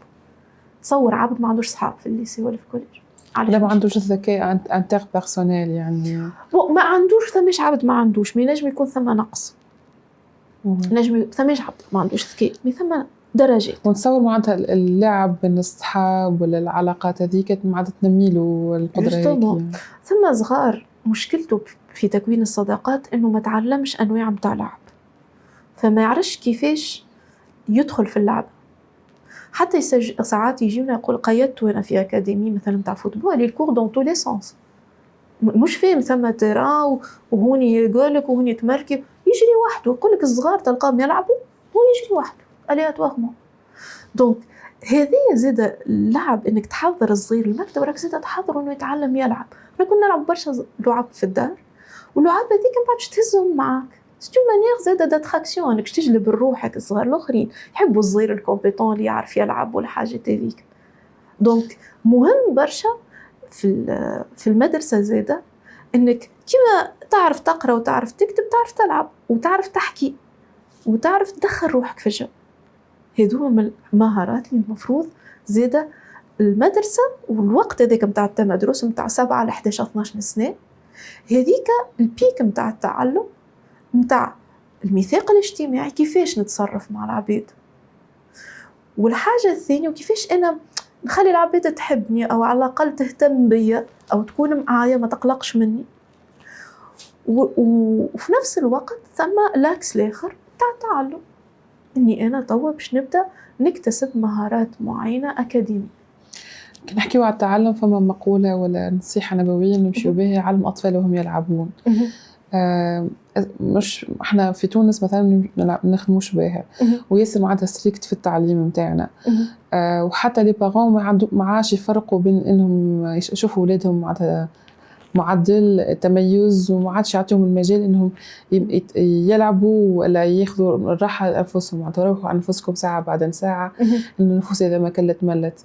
شنو تقول لي بارون هنايا باش يعطيو المساحه لصغارهم باش يروحوا على انفسهم ويتعلموا هم يلعبوا؟ هو راهو ثم في البيداغوجيات تعلم ثم بيداغوجيا اللعب. يشوفوا المربين المختصين اللي يتخرجوا من المعهد الاعلى للتربيه المختصه فانهم يتعلموا مجموعه من البيداغوجيات منها بيداغوجيا اللعب. بتدخل المشكله في تونس اليوم ان مازال ثم الديكوتومي، ثم الفصل بين التربيه المختصه والتربيه العامه او المدرسه. يعني ديما عندنا حلمه كبيره انه نهار يكون عندنا مربين مختصين في المدارس، وذاك اللي نجم خاطر هما لي سبيسياليست هما المختصين باش ينوعوا البيداغوجيات. صحيح. ثم هذا ثم الحاجه الثانيه باش ما نظلموا حد، راهو عندنا مشكله كبيره نتاع اكتظاظ في الاقسام. يعني بيداغوجيا اللعب ب 40 بيداغوجيا اللعب في 40 صغير فيهم 5 6 بوزون سبيسيفيك، سي با جيراب. تولي مشكله نتاع سيكوريتي. ثم اسباس قد نجم تحط 30 في اسباس كبير، نجم تحطهم 30 فوق روس بعضهم. دونك كيفاش باش تلعب؟ احنا كي تصوب شتي ما يلعبوش سبور خاطر ما تنجمش تلعب في وسط الصالات يصير صغار. هذه حاجه من الحاجات معناها. دونك اللعب مهم برشا انه يعدي. علاش هو اللعب مهم في التعلم؟ ثم ثيرابي توا قاعده تنجح بالكتاب مش توا يعني عندها سنين، هي اصلا انجلو ساكسون جايه من بريطانيا. بديت بها ارغوثيرابيوت اخصائيه في العلاج بالعمل، العلاج الوظيفي، اسمها ايرس. هي العلاج الانتغراسيون سنسوريال، التكامل الحسي، علاج التكامل الحسي. باش ما نغلطوش بينها وبين القاعات اللي يعملوهم جينيرالمون في اضطراب طيف التوحد اللي يبداو فيهم الوان اضواء معينه وكل. هذه حاجه اخرى. هذه اولا مبنيه على انه هرم، ثم هرم تاع تعلم. راس الهرم هو المهارات الاكاديميه والذهنيه اللي احنا طول نمشيو لهم، هما ذيكم راهو تحتهم دي باز، تحتهم دي سترات. القاعده نتاع التعلم هي شنو؟ هي الحواس. وفي الحواس ما تحسبش 5، هي تحسب 7. اهم حاسه يخدموا عليها هما ساعه ثيرابي دانتيغراسيون سنسوريال، انهم الحواس الكل يكونوا سوليسيتي في كل اللعبه اللي باش نلعبوها ولا في كل الحاجه اللي باش نعملوها تو.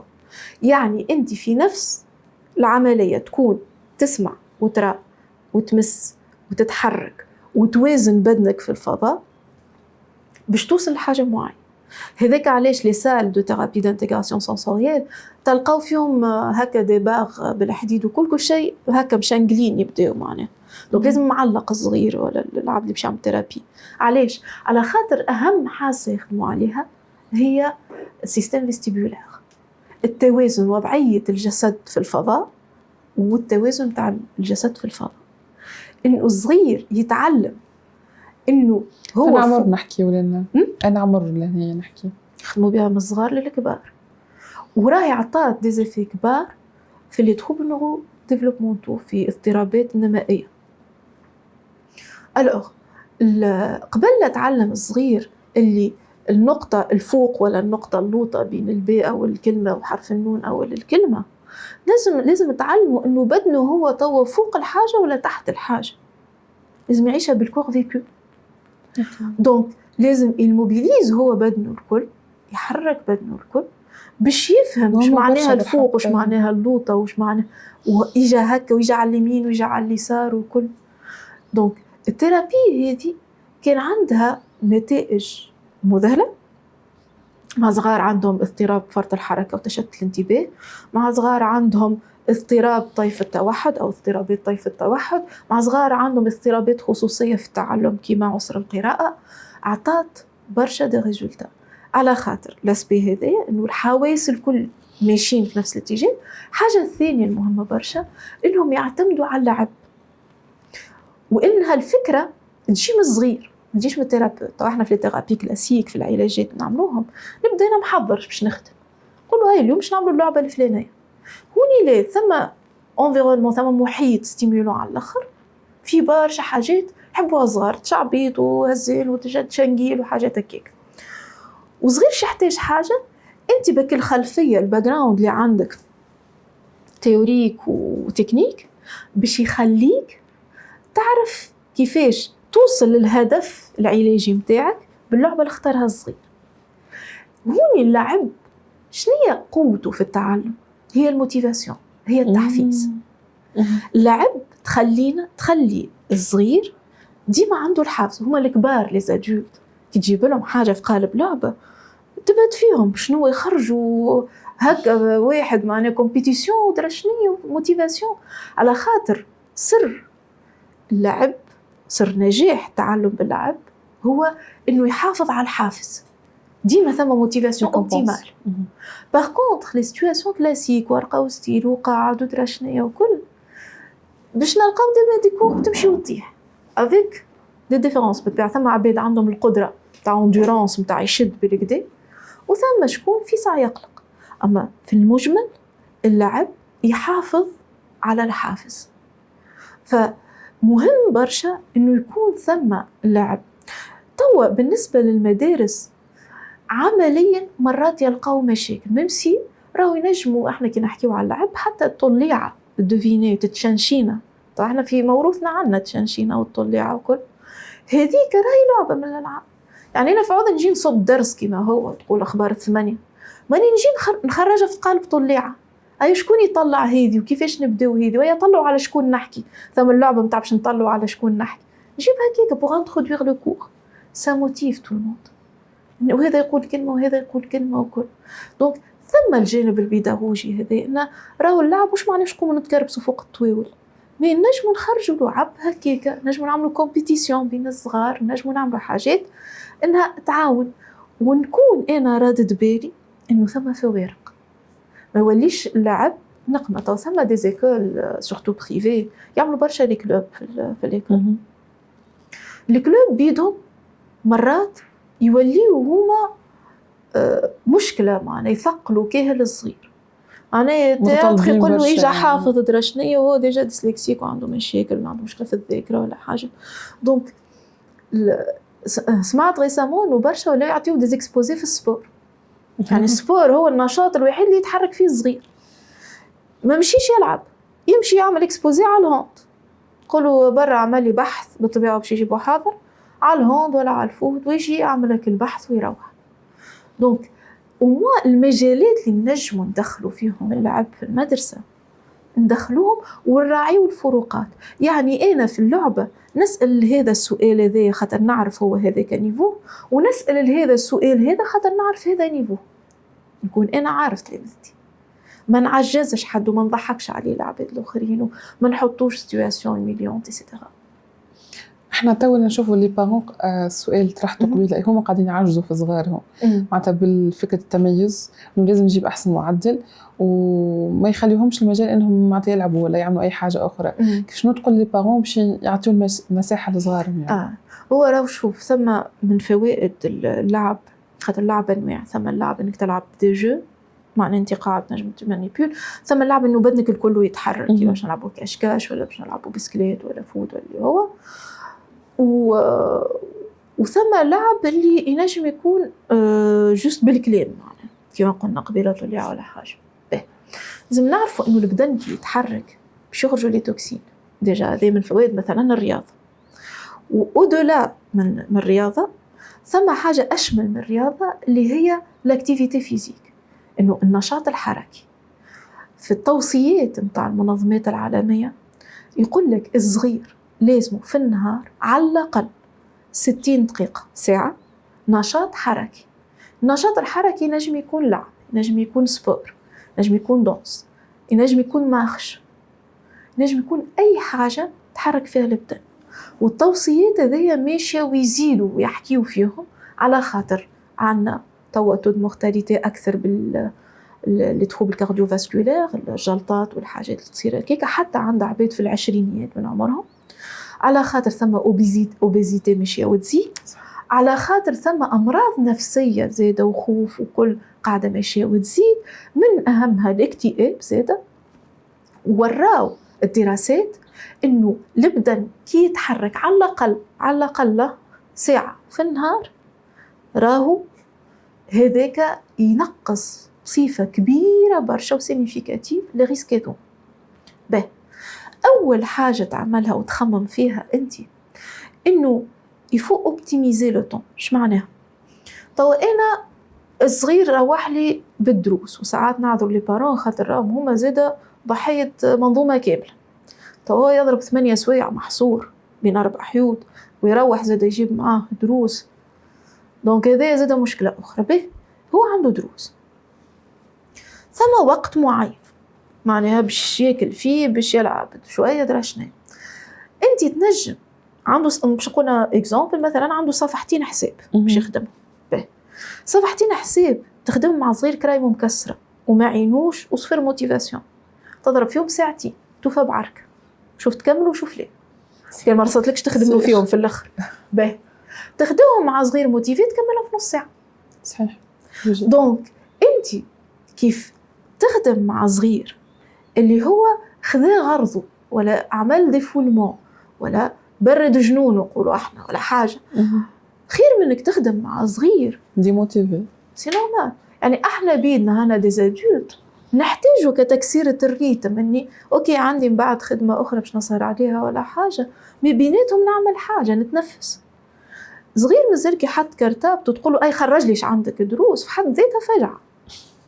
سايبه تنفس، خلي يرجع لي روبير نتاعو، خلي نحي صباته من ساقيه على الاقل. دونك ثم ريتم انفرنال ولا للصغار. حكايه التميز وكل مرتبطه بانه الاولياء ولاو ياسر عندهم قلق من المستقبل. يعني راو في الافاق قاعده تتسكر، راو في الدنيا كما يقولوا قاعده تصعب، قاعده تغلى، قاعده ترشنا، فيقول لك انا ودي كان ما يكونش من المتميزين، ما يكونش من الليليت، مش ياكل خبز نهار اخر. دونك ثم قلق من المستقبل، ثم نظره المجتمع زاده، ثم نظره المجتمع، سورتو ثم الانفستيسمون. يعني يقول لك انا نحط في فلوس في ليتودات وفي ليكول بريفي وفي درشني وفي درشني، يعني انا نخدم باش نقرضي. دونك يستنى في حاجات اكسلونت. وثم الفجعه نتاع كان ما يطلعش من الاولانيين اش باش يعمل، ترسيش هذا الكل يقعد هو بطال ودرشني وكل. دونك ولا القلق نتاع الكهول هو اللي قاعد يهز في ضغط كبير او يوصل في ضغط كبير للصغار. هوني مهم برشا انك حتى كان باش تقريه بطريقه جوستومون فيها لعب، او انك تلعب معه. ثم ديما نرجع لمشكله انه برشا دي بارون تدخل ساعات لبيوت صغار ترى اللعب من القاع للسقف، شاري له عمل له خزانه الاولى وتعبيته وعمل له خزانه الثانيه وكل، اما الصغير هذاك ما يلعبش بهم على خاطر يحب شكون يلعب ويحب شكون يلعب معاه. يعني اللعب راه مش انا باش نعمل، مازال ما عندوش في السيستم دو رونفورسمون صغير انه يخدم الحاجه لروحه. التحفيز يبدا اكسترانسيك ومن بعد يولي انترانسيك، يبدا خارجي ومن بعد يولي داخلي. هذا التطور العادي. يعني من الاول الصغير هو يعمل حاجه باش تترى باش يتشكر عليها. يعني الحافز يجي من برا بشويه هو يلقى متعه في الشيء هذاك، فيولي الحافز من داخل. وهذه نتيجه ما يصلولهاش الناس كل العلم. يعني في حالات مرضية وكلنا جو نوصلش الحاجة هي. فأنت لازم تكون كونسيون أنك قاعد تنمي في الحافز عند ولدك. والحافز عام، مش معناها راي مش حكاية لعب وقراية، حكاية في حياته الكل يتعلم، يكون عنده حافز ويحافظ عليه. ثم ريغولاسيون دو لا موتيفاسيون، ثم مانتيان دو لا موتيفاسيون. راهو عند الأخصائي علم النفس المعرفي بسيكولوجي كوغنيتيف، الاكتئاب لا ديبرسيون يقولوا سي لا مالادي دو لا موتيفاسيون. يعني ثم أكثر من نظرية، مي في النظرية المعرفية يقولوا لا ديبرسيون سي لا باثولوجي دو لا موتيفاسيون. يعني الاكتئاب هو مرض متاع حافز ولا متاع تحفيز. يعني العبد يوصل في مرحلة ما عادش عنده حافز باش يعمل حتى شيء، حتى انه باش يقوم من الفرش. فمهم انك ديما تنمي الحافز. كي تبدا انت ترص في القرايه وترص في المعلومات وترص، الصغير ما عندوش حافز، شنو اللي قاعد يصير ونراوه في لي كونسلطاسيون كل الصغير يمشي معاك، باش يجي في الادوليسونس باش يعكسك جمله. نقراوش حساب هذا فوالا، يعني باش يولي يقول لك انا ما عادش نحب، ما عادش عين وما يهمنيش وسافا تو نسلك انا تو نريق الامور ما. دونك هوني المشكله. الحاجه الاخرى انه صغير يتقوقع على نفسه ويقعد يدخل في ليزيكرون، يولي عايش في عالم افتراضي، في عالم خيالي.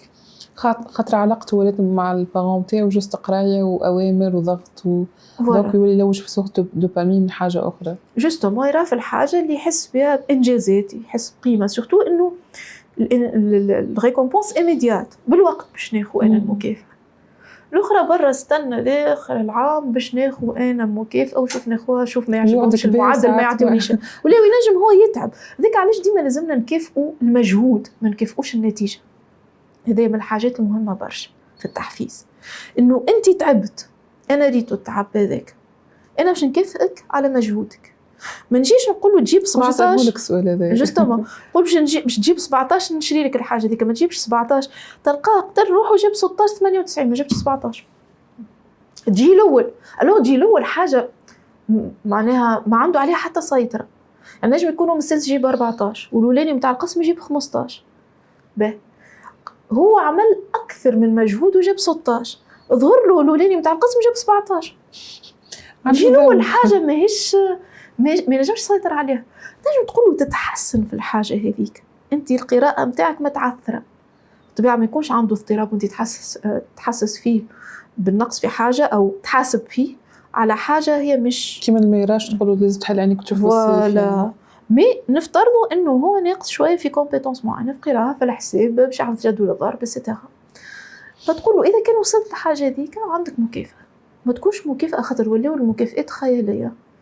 يعني اعطيه مكافئات صغار في اوقات صغيره، معناها حاسبه بالجمعه بالشهر بالنوت تعطيه مكافاه كبيره. بس عاد كي تعطي مكافاه نقول لي من بعدها شنو باش تشري له كرهبه معناها شنو هي اللي من بعد انت تولي قتلت الحافز. يعني كان خذيه هو صير حاجه اللي يحب عليه، ومرات المكافاه هي اللي تضر. معناها هو يعمل لك الشانتاج، يعرفك انت شنية تحب القرايه، انا باش ناخذ من عندك الحاجه اللي انت باش تقولي عليها لا بالقرايه. دونك يقولوا مثلا نحب بلاي ولا نحب وي ولا نحب حاجه هيك، بعد انت تكتشف ان هذيك اكبر غلطه عملتها. عمل مجهود ووصل له اوبجيكتيف اللي تفهمته فيه وشريته له، ومن وقتها ولا هو مدمن على الحاجه هذيك، برا خرجوا منه. ذنبك تو هو نوع من سوء التقدير. مهم راهو في تعديل السلوك بصفه عامه. ما تتوعدش وانت ماكش قد الوعيد، ما توعدش وانت ماكش قد الوعد. تقولوش نعاقبك وانت ماكش تعاقب باش ترخ في الاخر من اول دمع، وما تقولوش باش نعطيك وانت ماكش باش تعطيه، ولا باش نخرجك ولا باش نهزك. اذا كان تعرف روحك ماكش قد الكلمه ما تخليهاش تخرج منك، خاطر من بعد باش يولي مشكله في الليميت عنده، باش يولي انت ما عادش كريديبل، ما عادش بالنسبه لي هو ثم مصداقيه بالنسبه ليك انت، ويولي كلامك تقولوا هاي باهي هاي قال داكور. دونك هذاك علاش لازم كي نوعدوا بحاجه تصير ساعات حاجات سور هيومان، مي بصفه عامه كي نوعدوا بحاجه نعملوها. وكي زيد نقولوا باش تتعاقب، اذا كان يتعلم انه البكاء يجيب له اللي يحب عليه، باش يولي ديما يبكي، باش يولي يبكي دو بلوز ان بلوس بلو فور معنا. دونك شويه اللي يبكي ويعيط، بعد شويه اللي يبكي ويصيح، بعد شويه اللي يبكي ويهز ويرمي، خاطر هو تعود انه البكاء يهربوا من المشاكل. دونك هذه من الحاجات اللي لازمنا نتعلموا نعملوه. دونك انك تجي تضغط على صغير وتدخلوا في ريتم اللي انت كادولت ماكش نجم تجريه، الضغط بتاع قوم بكري، امشي اعمل 8 سوايع في بيرو في حاجه مسكره، ارجع عندك خدم اخرين لازمك تخدمهم في الدار، اجري ارقد. كي تدخل الصغير في الدوامه هذيك باش يجي نهار ويتمرد عليك، ولا باش يجي نهار وبالعكس يلاشي ولا يقول اي هاني مانيش نعمل شي، عملوا فيا اللي تحب. شخصيته تتمسك هيك بالطبيعه نفسيته راحته النفسيه البانويسمون نتاعو باش يتمس. وشو الإكليبر معناتها لازم يتعمل معناتها هو مع مهم الطفل؟ انه تكون ديما ثم ديزاكتيفيتي اكسترا سكولير، مرات مش ممكنه. راهو لازم نتفاهموا اللي ثم مشكله نتاع ترونسبور نتاع وقت ونتاع فلوس، خاطر حتى ليزاكتيفيتي اكسترا سكولير بالفلوس، واللي عنده اكثر من صغير هز هذا الهوني وهز هذا الغاديك وروح بهذا منا. ما توليوش سورس معناتها دو ستريس زاده، مثلا لازمك تفوز فيه، لازمك تجي اي هو خلاف انه ما توليش زاده تحط عليه بريسيون حتى في الحاجه هذيك. لازم ديما حاجه صغيره وتداوم عليها خير من حاجه كبيره وما تداومش عليها. اعمل حاجه فيزابل. ونصير حتى اللعب مع بعضهم كعائله. جوستومون اللعب كعائله مهم برشا، نوعيه الالعاب مهم برشا. يعني ثم العاب فيها برشا زهر مزيانه وبعضهم يعدلوها. ابا اللعبه في حد ذاتها، ثم العاب فيها برشا زهر. تعلموا يعمل على الزهر، يعني انت ترمي شيش بيش كيما جيك فهمت. ثم العاب فيهم استراتيجي، فيهم طريقه، دونك تفرق برشا. ثم العاب تنمي مهارات معينه. تو برشا صغار فيو اللي هما يستانسوا بليزيكرون، تفرق برشا بين انك انت تحرك يدك الكل ولا انت كي تبدا على حاجه تكتيرك تحرك في صباع برك. دونك اليد ساعات تلقاها فيها شحمه كي كان يد بيبي، الوغ كو هو تلقاها في البريمير. يعني اش معناها اليد ما تخدمتش اليد كي يد بيبي تلقاها كمشحمه، معناها اليد كي يد بيبي. الحاجات هذوما مهم انك تخدمهم باللعب. سورتو مثلا صغير تلقى عنده روتار في الكتيبه، مش بالضروره راهو ديسكرافيك، مي جوست عنده روتار في الكتيبه ولا خطو خايب، راهو مش ديما نصلحوا الخط بالورقه والستيلو. انت كي تعطيه تورنوفيس في يده راك عاونته في الموتريسيتي نتاع اليدين. كي تعطيه بانس كوبونت اللي هي فيها ديسوسياسيون دي موفمون دي دوا، ثم صويبع باش تشد وصويبع باش تحرك، راك انت عاونته. كي تعطيه سيغتان جو دو بريكولاج انت راك عاونته. كي تعطيه الطين يخدموا بيديه انت عاونته، من غير لا تخدم ورقه وستيلو. دونك كيف نلعبوا لعبه لازمنا نختاروها اللعبه. شنو هي الحاجات اللي تخليني نختار لعبه؟ شنو هي المقومات تاع نجاح لعبه؟ به اولا انها اللعبه تكون ملائمه لعمره.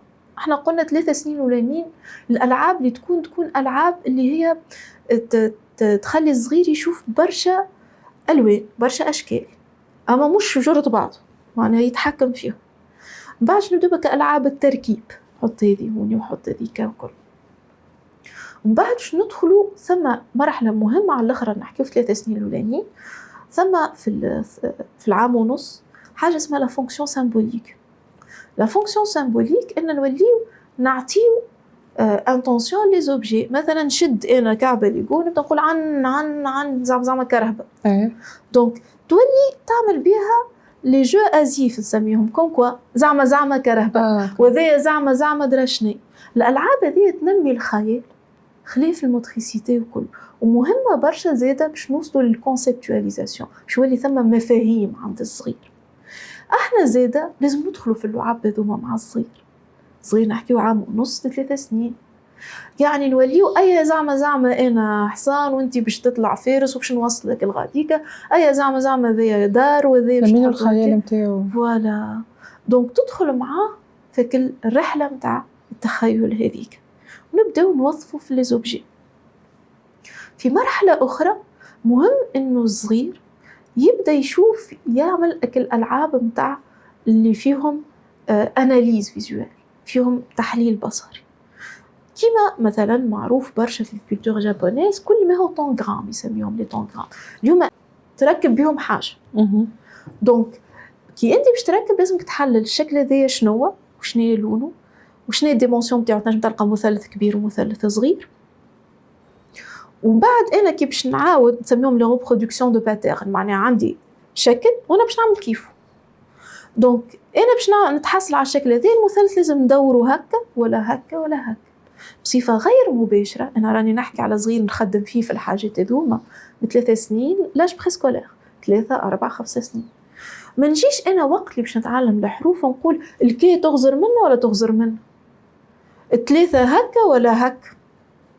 دونك هو تعلم النوسيون تاع الاتجاه، تعلم النوسيون تاع الموقع اللوكاليزاسيون، تعلم لي بلان دو بريزونطاسيون، هذه من قدام وهذه وراها، خاطر هذه مغطيه منها بارتي. دونك الحاجات هذه كل ما هي بيرسيبسيون، كل ما هي ادراك، هذه حاجات راهي مهمه على الاخر انها تتكون في الصغير وتبدا تتكون بصفه تدريجيه حتى لين يدخل للقرايه. من بعد ثم لي جو دو سوسيتي اللي فيهم استراتيجي. قبل احنا بورقه وستيلو، ومن بعد وانا كبيره اكتشفت اللي هي تتباع جو، مي احنا لعبناها بورقه وستيلو كنا نسميوها توشي كولي ولا كولي توشي، ولا كلي باتوات هكا تصور باتوات، ومن بعد الاخر زاد اللي يلعب معاك مصور باتوات، وانا كل مره نحاول نغرق الباتوات نتاعو وكل. فيها برشا خدمه، معناها كي تجي تحللها كاكسبير باش تلقى فيها برشا حاجات تابعه الفضاء، تنظيم الفضاء، فيها حاجات تابعه الكورديناسيون، انك تنسق بين زوز متغيرات، فيها برشا، فيها استراتيجي، فيها خطه. برشا دي جو فيديو فيهم انك انت لونفيرونمون يتبدل وانت تتاقلم معاه، انت تهرب، انت تسكيب، انت درشنا. وثم دي جو اخرين كو سوسوا دي جو فيديو والا دي جو اخرين معناها اللي نشريوهم جو ايدوكاتيف ولا دي جو دو سوسيتي، اللي انت لازمك تعمل خطه وتبدا تطبق فيها، تقعد جوست تتعامل مع لي زاليا، تتعامل مع ايش باش يصير. دونك في اختياري للعب، اللعب اللي تتبني على لو بور هازار، معناها على الزهر، جوست الزهر، نجم تكون مسليه دون سونس انه انا عاملين عليها جو، اما ما تطورش، معناها تعرف اللي هي بالزهر الحكي. باركونتر اللعب اللي ماهيش مربوطه بالزهر، اللي مربوطه بالتخطيط، مربوطه بالحساب، قبل الناس تحسب في الشكوبه وتحسب في الرامي كل. دونك الشكوبه، الرامي، الاونو، البولوت، هذوما راهم حاجات ثيرابيوتيك، معناها علاجيه، باش تعلموا الكالكول مونتال، باش تعلموا كيفاش يتصرف في المعلومه اللي عنده. دونك اكستاد الاخر نتاع 6 7 سنين باش ندخلوا في الكاتيغوريزاسيون، في التصنيف نتاع المعلومات. وهوني مهم برشا ان نخدموا لي جو هذوما، لي جو دو كارت مهمين، لي جو دو كونستركسيون مهمين، اي لي جو دو ريزوليوشن دو بروبليم مهمين برشا. انه ثم مشكله وباش نحلوها، نجموا نحلوها مع بعض، كيما نركبوا بوزل مع بعضنا، اي مع بعضنا نركبوا، مش هو شريت لك بوزل ركبوا وانا نقول لك برافو، اي نخدموا مع بعض. اغلب الصغار اللي راهم يركبوا البوزل يركبوا فيه بطريقه غلط. يعني البوزل يبدا بعمليه تصنيف، انك تاخذ لي بياس نتاع البوزل، القطع نتاع البوزل مع بعضهم، لا مش الالوان، باش تجي من الاول تشوف اللي فيهم زوج جهات مستويين، اللي هو 4 قطايع، اللي هما لي 4 لي كوانيت الاربعه، وتحطهم مجموعه. بعد تشوف اللي عندهم جنب بركه مستوي وتحطهم مجموعه، خاطر هذوكم الكادر، واللي ما عندهم حتى جنب مستوي تحطهم مجموعه، وتبدا بالاربعه اللي عندهم زوج جهات اوكي معناها نتاع لونكل، ومن بعد تكمل الكادر، ومن بعد تبدا تدخل بالتصنيف نتاع الالوان والاشكال. دونك بعد المجموعه الثالثه هي بيدا باش تعمل فيها مجموعات ضمنيه، انك باش تصنف بالالوان والاشكال. يعني هوني الحاجه اللي ديما ناكد عليها، كي تشري لعبه لولدك، اولا العبها انت، افهمها شنو. ثانيا شوفها مناسبه ليه القدرات، وخاطر العمر عنده قيمه، وزاد المستوى نتاعو تاع القدرات عنده قيمه. ثم عبد قدراته في المجال هذاك اكثر من عمره، ثم عبد قدراته في المجال هذاك اقل من عمره، ثم حاجه تتبني على حاجه. احنا مثلا كي نستعملوا اللعب في العلاج، نبدلوا قانون اللعبه سوفون، الاكثرين نبدلوا. اش معناه؟ تلقى لعبه نتاع حل المشاكل باش تخرج كهرباء من باركينغ مثلا، انا في مرحله الاولى مانيش باش نقول له اللي هي ذاك المطلوب منه، المطلوب منه انه يلغو برودوي ان باترن، عندك الموديل هذايا حط لي الكراهب كيما محطوطين في الموديل هذا، خاطر كان ما عندكش انت القدره هذه ما تنجمش تعدلي من بعد. باش نحطك طول في وضعيه فشل، باش نحط كونستيواسيون ديشيك، باش نخسر الموتيفاسيون، واللي يصير ديما نشريو لعبه للصغار يلقى روحه اون ديفيكولتي تحط في قجر. صحيح. يعني قديش من صغير عنده لعب جربهم مره حارب ما فهم شيء، اوب حتى هذيك صعيب، خاطر احنا ما قسمناش. ثم في تصور اللعب، الناس اللي تخدم في لي جو راهو مهم برشا انه كي تحط لعبه خاصه صعيبه شويه حتى على ادولت، تحط اولا الحلول، واللعب كي يوصلوا درجه معينه نتاع صعب حتى كي تحط الحل نجم ما نعرفش كيفاش نوصل له الحل. ثم انك تحط لانستركسيون، وهوني ثم فرق بين الكونسيني وبين لانستركسيون. نحكيو على تعليمه ولا توجيهات. تعليمه مرتبطه بالهدف النهائي، لوبجيكتيف فينال. يعني نقول لك المطلوب منك انك تعمل هكا وهكا، كيما مثلا تاع حساب نقولوا كم بقي له هذا، انا باش نوصل لذاك لازمني نجمع ونطرح ونعمل. الانستركسيون انك تعطيه لي زيتاب اللي لازم يتعدى بهم، اللي كنت نحكي فيه توا على البوزل.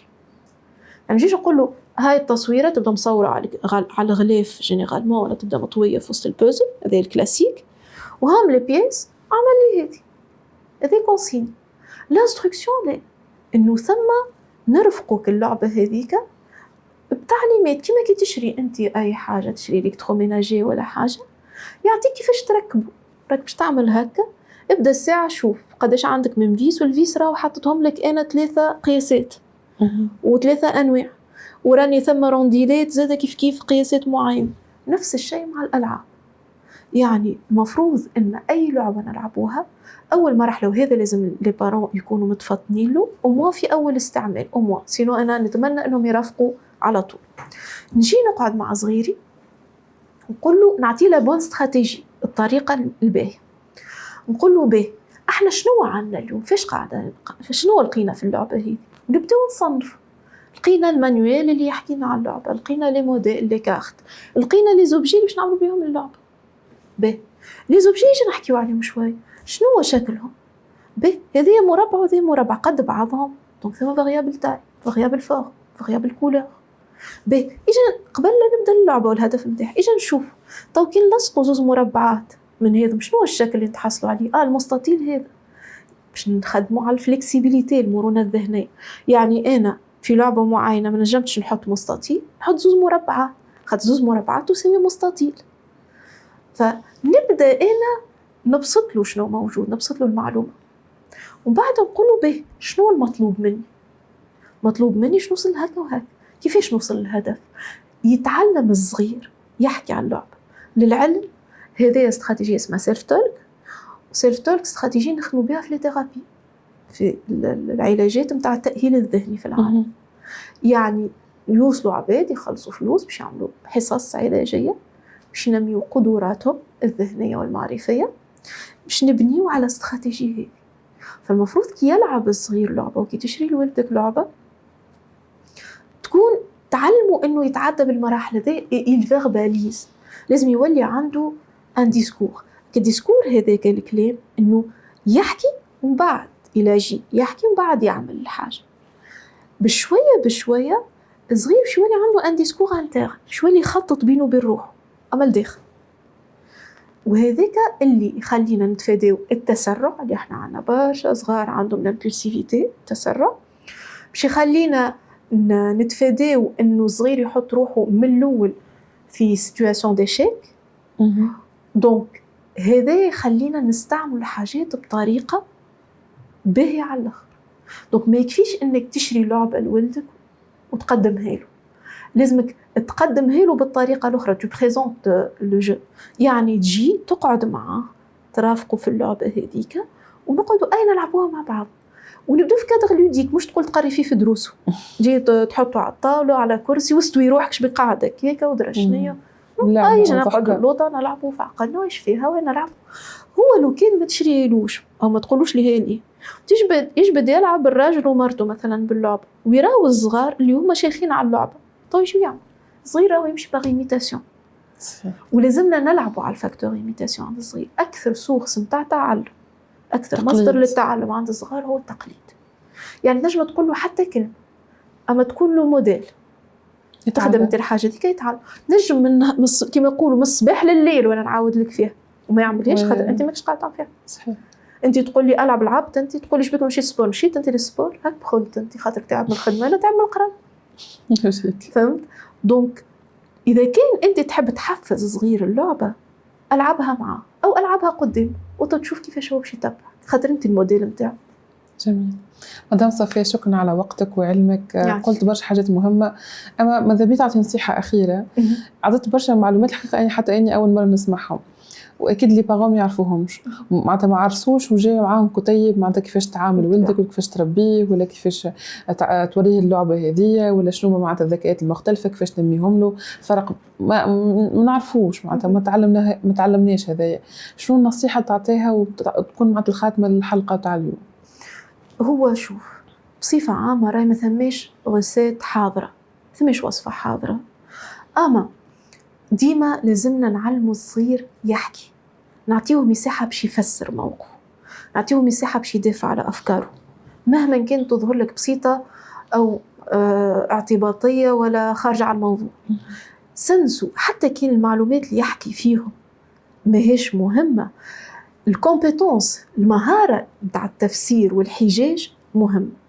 اللعب اللي نلعبوهم مع صغارنا واللي نجموا ما نعطيهمش برشا وقت، راهو كي تحسب نص ساعة نجم تتعطل في ثم امبوتياج تسكرت الدنيا تتعطل، اعطيه نص ساعة. وديما نقولوا اعمل حاجة شوية وداوم عليها، ما تعمل حاجة تقول انا نهار كامل ولادي، ما تعملها مرة في الشهر. اعمل حاجة صغيرة وداوم عليها. لي جو ما تمدهم لوش وتمشي، لي جو رافقوا فيهم، مرافقة متاع توتور دابرونتيساج، متاع عبد يرافق في عبد في عملية التعلم، دونك يتعلم معاهم ميم طون ويعديلو السافوار فيغ اللي عنده. الكلام مهم برشا ان ديما نحكيو فاش قاعدين نعملو وين نحبو نوصلو، فاش قاعدين نعملو شنو عنا وين نحبو نوصلو، 3 حاجات. دونك كي باش تعمل اعطي وقت لولدك، يكون قصير مش مشكل، اما يكون هذاك ثابت، يكون ريبير في حياته باش تسنسو يوصل في عمر معين واللي يعملوا حتى مع اصحابه. وديما ثم مرافقة لفظية، مرافقة لغوية، خليه يعبر بالمكسر بالغالط باللي هو، علمه انه يحكي فاش قاعد يعمل، راهو هذاك يربحك برشا حاجات في حياته متاع كل يوم، في علاقاته الاجتماعية، في مردوده الدراسي إذا كان أنت تفيز الدراسة. راهو الدراسة ما نوصلولهاش ديما بالكتاب والكراسة والستيلو، راهو برشا لعب يوصل نتائج مذهلة في الدراسة. يعطيك الصحة، نورتنا. ومرة أخرى شكرا لعلمك ووقتك، معلومات ياسر قيمة واستفدنا به الناس الكل، وإن شاء الله يا ربي العلم مع المعلومات تعمل الناس الكل. عايشك، نورتنا. مرحبا. عايشك.